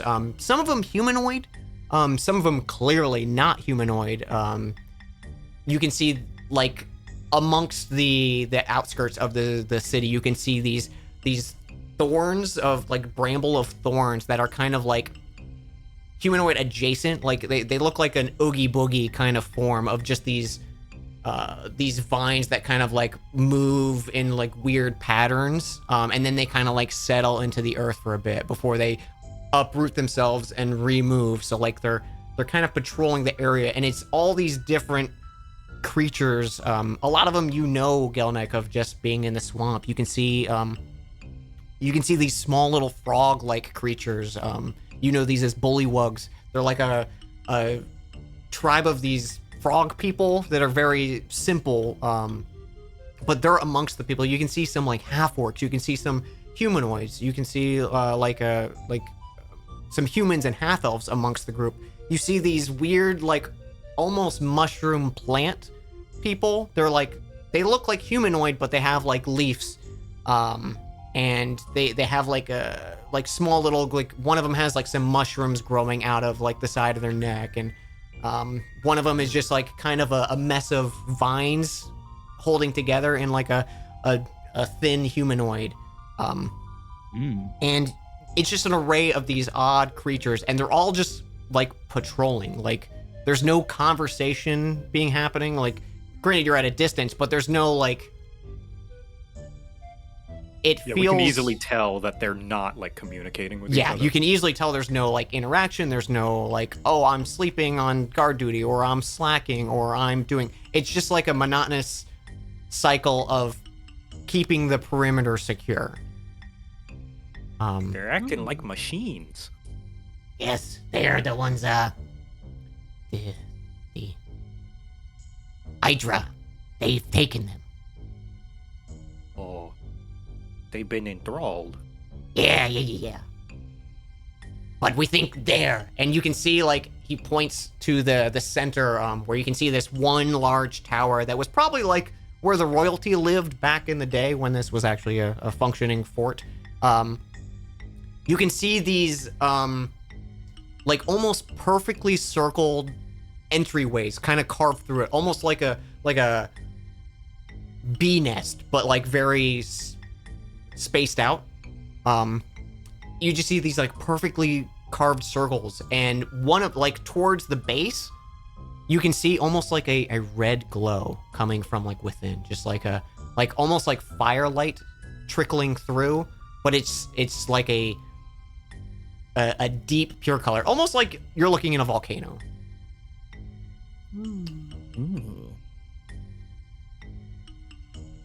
Interesting. And like as you're here, you're noticing like Gnaw and Burple are like speaking kind of like in hushed voices, just because like if you shouted, like people would know. That's how close you are. But it's still like a few hundred feet away before the like the land levels out and meets up with this kind of crater. And you're just left with this kind of overview of the castle. Gnaw takes out his little map and is pointing stuff out to you all, and he goes, So we have two approaches. One, there was an old sewer system that used to be within the castle, and we know a route in there, but we're going to have to move quick to get through the guards, and we don't know if it's guarded on the inside. The other route is we go above, but we don't have a way to do that, and they might have defenses to shoot down or anything like that. And the other way is we climb the wall, just anywhere. And Burple goes, we don't have good plans. That's okay. That's a place to start. But I do have concern. How do we make sure that we don't get enthralled when we get near? That part we haven't figured out yet. The not Boogie Million Tales, the real factual data that we have. It goes like, oh, if you look at him and he take you, kind of something. It's like there's a song. Maybe just don't look at him. I don't even know what he looks like, but whoever's in charge, if they look important, don't look at them. Okay. And Blurple, you look over at Blurple and he just shrugs and he goes, we were always just told to keep away. We don't know. How are we supposed to know if he looks important if we can't look at him? That's a very good riddle.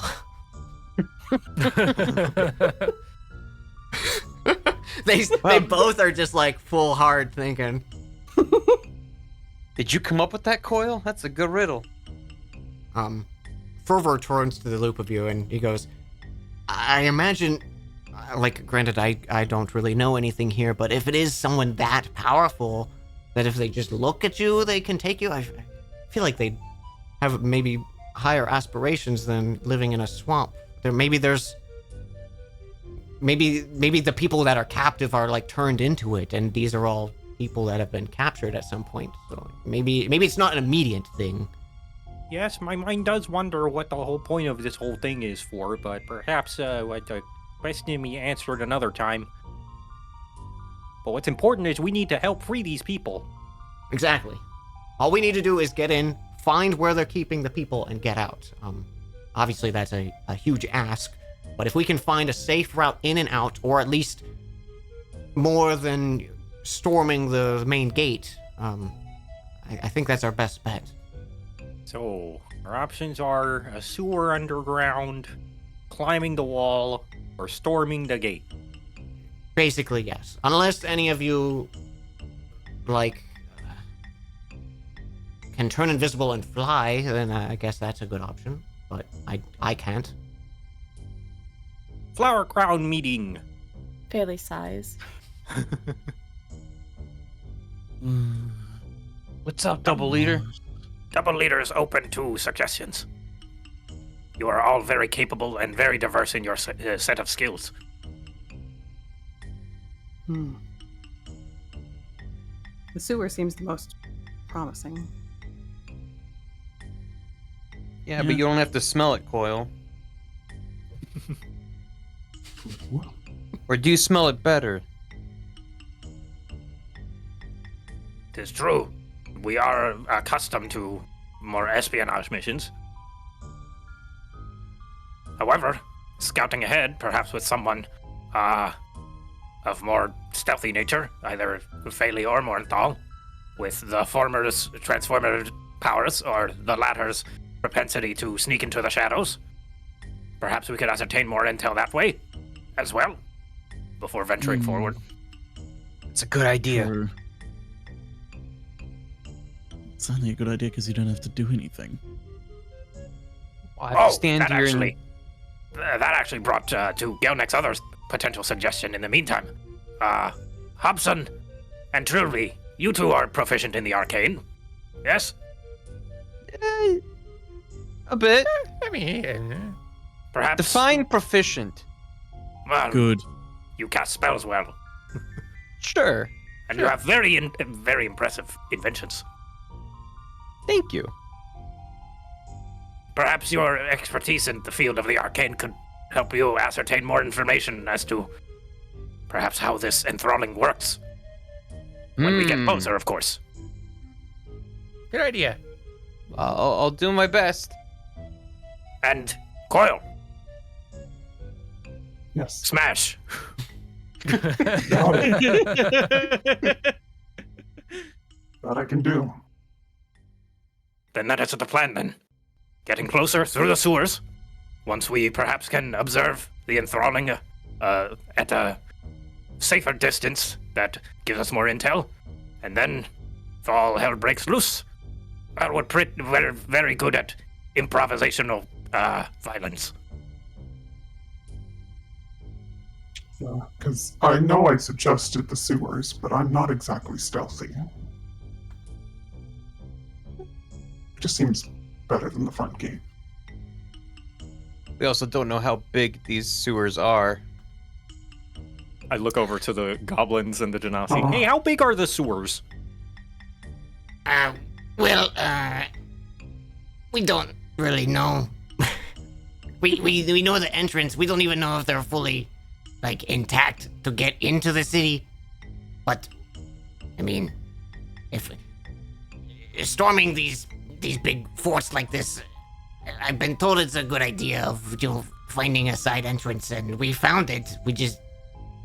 There's no reason for us to go in there until now. Gelnek just like leans over back to the group. The Ustenki is very lacking in their scouting training. Well, perhaps we may.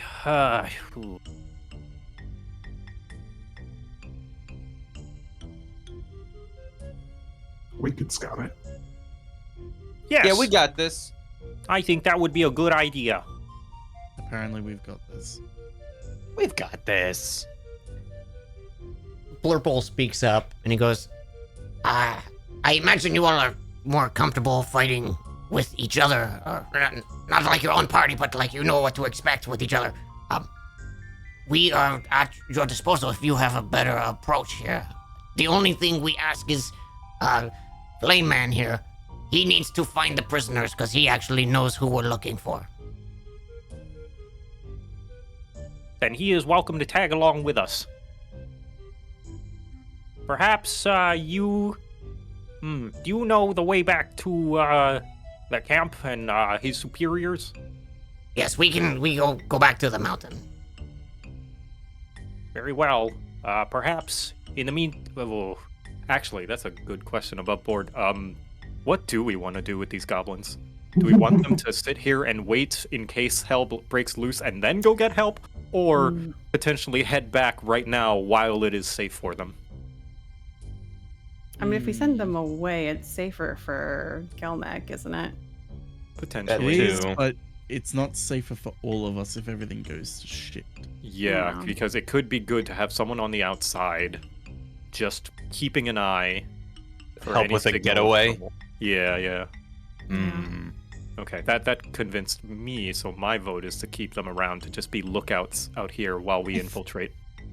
I think keeping them around as lookouts is a good compromise of keeping them at a distance, but not, you know, Yeah. they're at a call if we need them. As long as the enthrall magic doesn't work at a distance, then yeah. Yeah. I like that plan. Yeah. Okay. Works for me. Yeah, we relay this to the goblins. Okay. Just for Dan's sake, what is the party fully agreeing on? So the party is the Flower Crowns and the Fire Genasi. Mhm. He's coming with us. We're gonna go look at the sewers. If it is large enough to accompany us all and is like intact enough, we're gonna explore that and scout ahead. In the meanwhile, the goblins will stay behind, maybe perhaps at the entrance, maybe a little bit further away, so they're not caught off guard, to just like keep an eye out, either for us or for someone else that might venture in. Okay. Oh god. I'll ask them if they know any magic, like message. They both relate to, and they go, we were not, we never dabbled in such.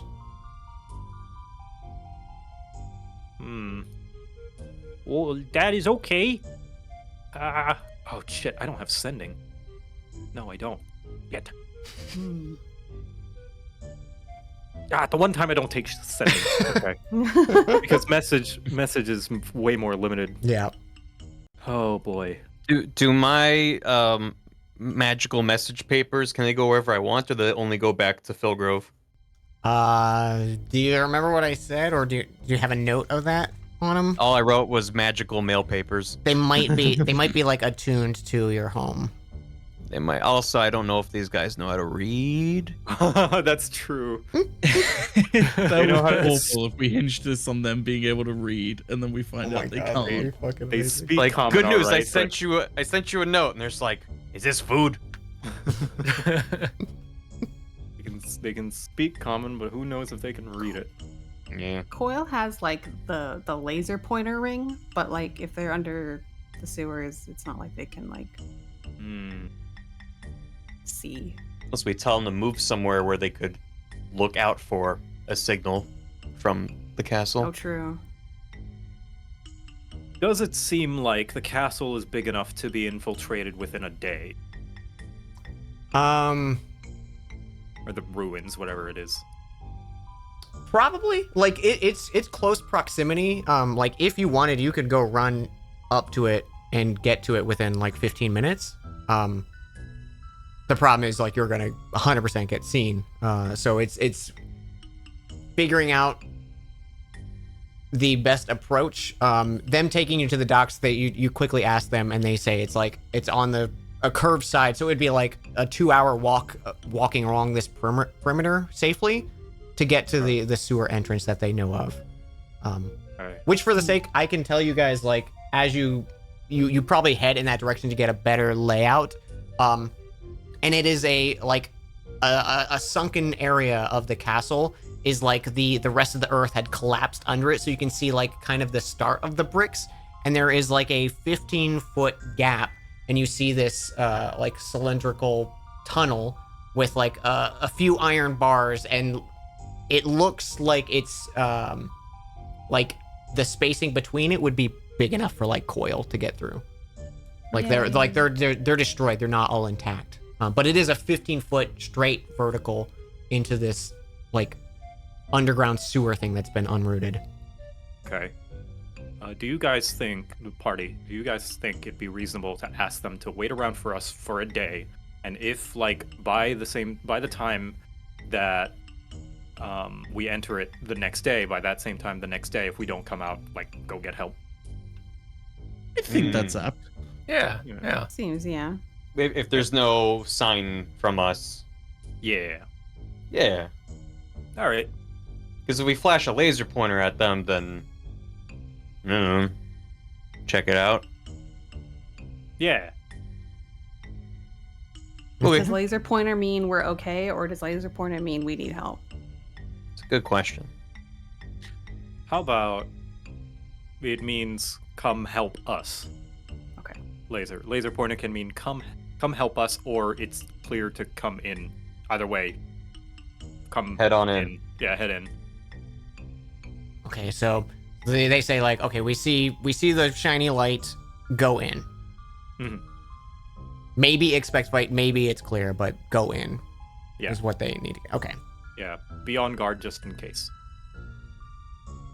And if we don't see anything in a day, they go back to the rift. Yep.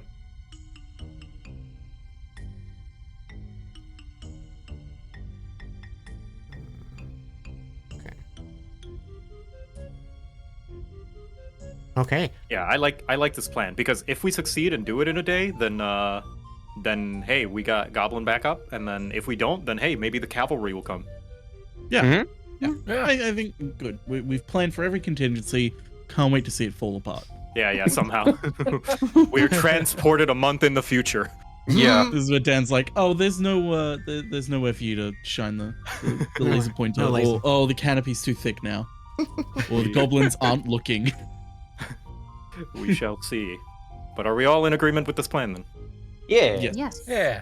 All right. And hey, 1, we 2, got 3, Flowercraft. we got like a month to, if you guys want to plan more stuff on it too. I can feed you some Yeah. information that you say you are scouting in the time between. But I think that's a good little spot for us to wrap, and we siege the castle of Oluwi next time. Are we going into a haunted castle in time for Halloween next month? I hope so. Oh, Oh man. my god, I hope so. I could make it haunted. I could put up decorations.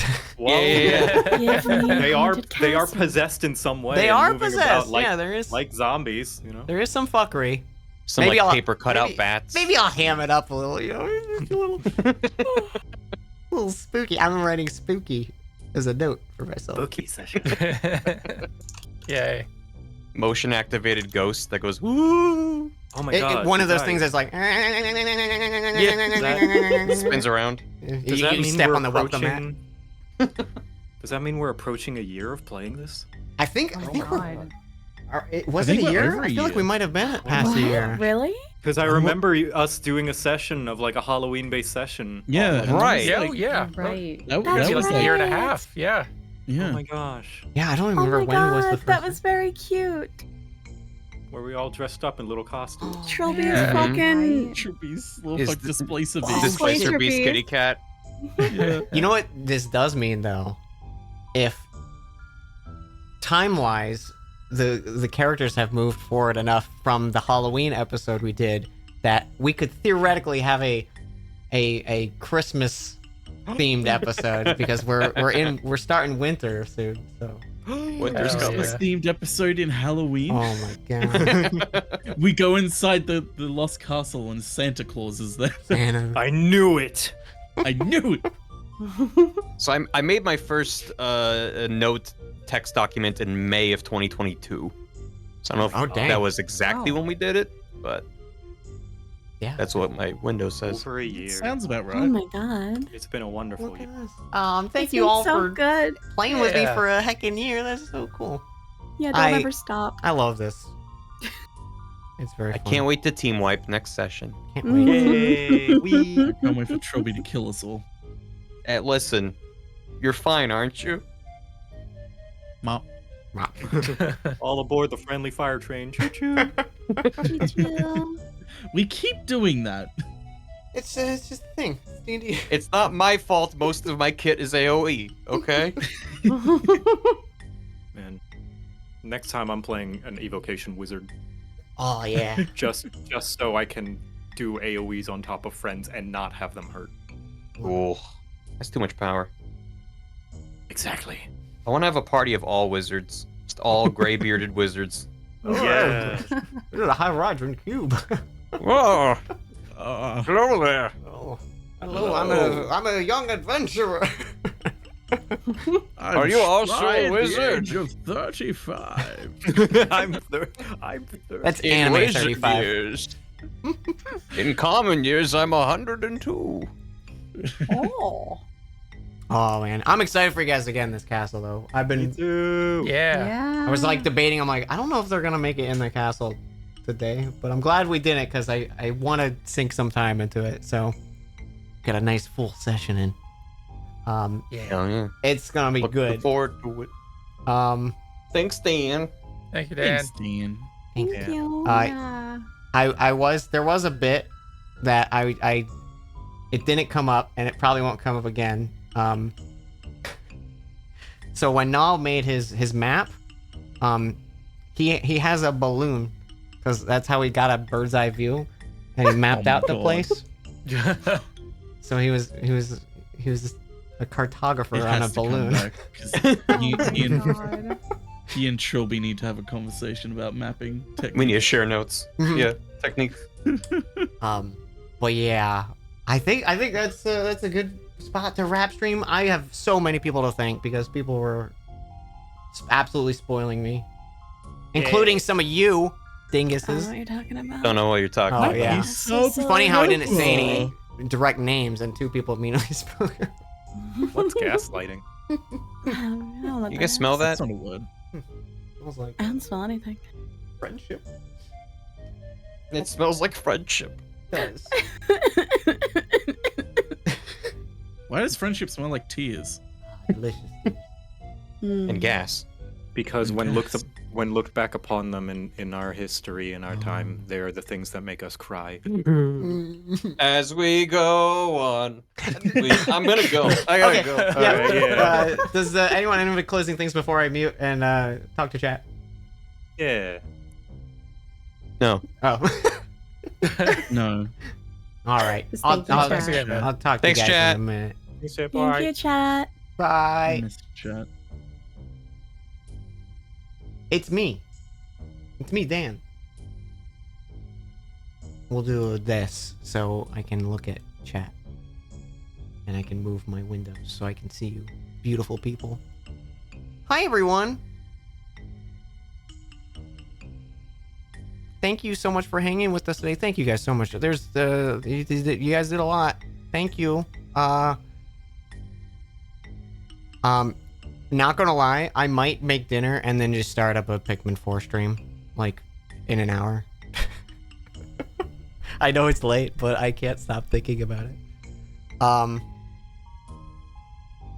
Let me thank a bunch of people real quick. If you're here, thank you so much for watching. VOD will come out as soon as YouTube lets it. And we'll let you guys know when the next episode is as they storm the castle of Louis. Fun fact, this castle was named way before I played fucking Pikmin, and now it's perfect. So it was destined to hate Louis, I guess.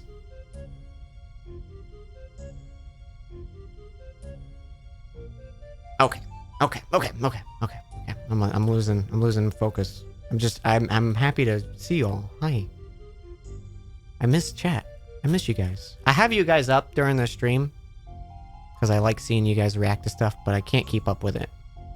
Where's Castle Ochi?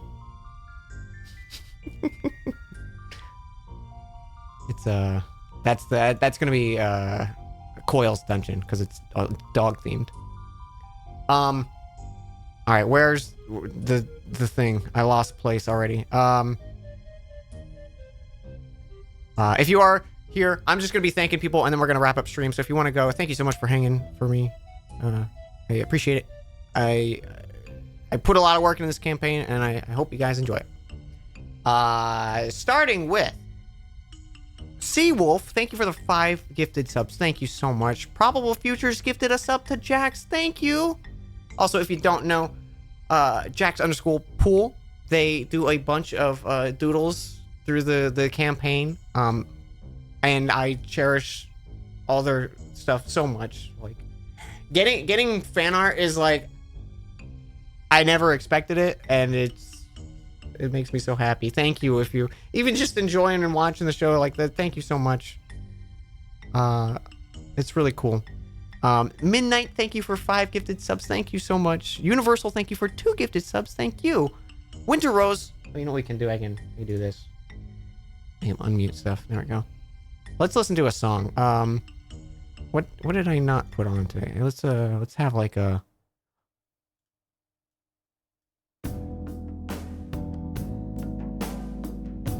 Yeah, that's what I'm talking about. Winter Rose, thank you for a year of support. Thank you so much. Calvi, thank you for 100 bits. Hype Train, a go.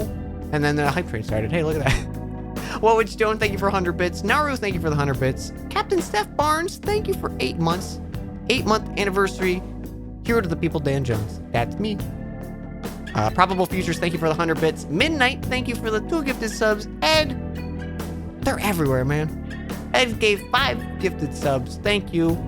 Naru Hoodie, thank you for the gifted sub. Thank you. Good to see you. Universal, thank you for 8 gifted subs. The heck. Thank you, everyone. Wait, hang on. Yet a goatee? Thank you for 14 months. Thank you. You just caught up. Let's go. You're gonna make me cry. You make me cry, Jax. This is your fault. That piece you did of the like fucking Gregor talking to Hobson with the gauntlet is like my heart. I love that. That moment is one of my like favorite. Legit, chat. If Dan like and Hobson took that offer, he lost his warlock levels. Like there was no coming back to that. It was a very scary moment. And I'm like, whoo. MT, thank you for the gifted sub to Viz. Thank you. And the 1,000 bits on your... It's your birthday? Yo, MT, happy birthday. I don't know if you're still here. Happy birthday. Thank you. Naru Hoodie, thank you for the soup. MT, thank you for the soup. Birthday soup. Anonymous, thank you for 5 gifted subs. I don't know who you are, man. You're all over the place. I see you in every chat. How do you do it? Ed, thank you for 5 gifted subs. Nicole, is that Faley of Dan Jones and Dragons? Nicole Goodnight? #1 fan of Chameleonaire, Nicole Goodnight. Thank you for 5 gifted subs. And Barry, thank you for 5 gifted subs. See, I can't make fun of Trilby being the fan of Chameleonaire because I think he is. So, is that Barry #1 Ace Attorney fan of Phoenix Wright? Is that better? Tracker OC, thank you for 2 years. 2 years. That's almost a year of support. Thank you. Happy birthday, MT. I hope you have a great one. I hope you had a great one. I don't know if you still got the whole day ahead of you or just wrapping up, but I hope you had a good birthday. Hope you get to celebrate on the weekend too. Hey, Faley just cast Thorn Whip for no reason. That's cool. Universal League for 100 bits. Chet Rippo, thank you for 8 months. Wowie zowie. Naru, thank you for 69 bits. Chroma Capybara, thank you for 7 months. Chet Rippo again gifted a sub to Dustbird. Thank you. Kevlar, thank you for the 5 gifted sub. Chet Rippo again gives it a sub to Jester. They're sniping everyone. Anonymous gifted a sub to Midwest Goblin. I did see that was posted in the Dan Jones Discord for the players. Someone saw that in chat, and we had to have a giggle about it. Chet Rippo gifted a sub to Deer. I don't know if you're still here, but hi. Hope you're doing good. Anonymous, thank you for a gifted sub. And then another Anonymous gifted a sub. Wait, sorry. These are meme ones. Anonymous, thank you for the gifted sub to Kermit the Goblin. What a username. Does Kermit the Goblin stream, chat? Do they stream? And an anonymous gifter to Louis Sucks. You're my new favorite stream. I hope Louis Sucks streams. Chet Rippo gifted us up to Kitty Foo, Buster, 5 gifted subs. Thank you so much. Bravo, thank you for 19 months. Good to see you. Anonymous gifted a sub to Midwest, and Anonymous gifted a sub to King Wrangles. And then the Great Granny Annie, thank you for the 1,000 bits. Thank you everyone so much. My throat hurts from thanking you guys. You guys are way too kind. Thank you. If you don't know any of my players, there's information below the stream. They're all wonderful. They all stream. A bunch of them have YouTubes. If you don't know, I highly recommend any and all content they put out. If you're ever curious more about what they have to offer, you probably know them all, but in case you don't, I recommend everyone because they're wonderful. Yeah, I might stream some Pikmin in like an hour after I've eaten food and calmed down. Yeah, Nicole's game is coming out soon. Nicole is a voice actor, and the game they've been working on Slay the Princess. I'm like, oh my god, what? It's something the Princess. Slay the Princess coming out soon. And they did amazing voice work on it. Very excited for that. I will 100% stream that because I'm excited. And then I can point at the screen and go, my friend.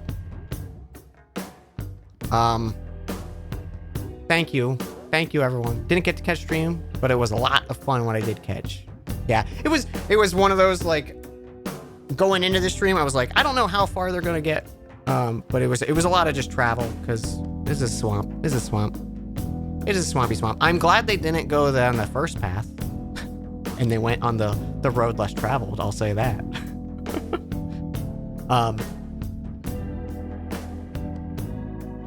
Said it before, your world is a catalyst for your imagination. You have to draw yourself.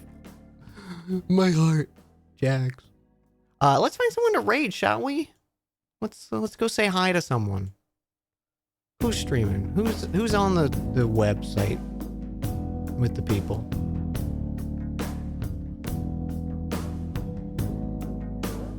Yo.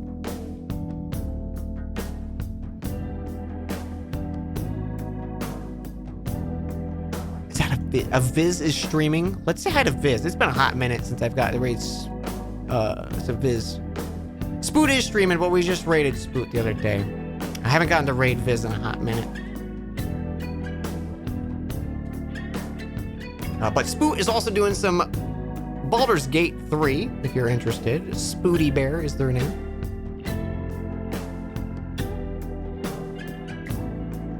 Thank you everyone so much. I'll see you in a bit.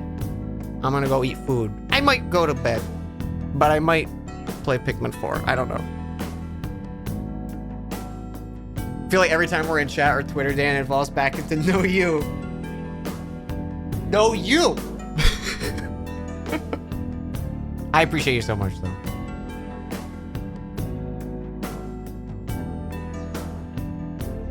Having a good time. Check back in an hour. Yeah, we do have a Discord, too, if you're like, hey, I want stream notifications for when you go live, because I don't have them turned on Twitch. We have a Discord. Feel free to chat and post dumb shit. Love it. All right, see you guys soon. Give Viz Carbies, cause I Carby. That's become our just raid emote. All right, have a good one, y'all. I've said that like 18 times. Bye.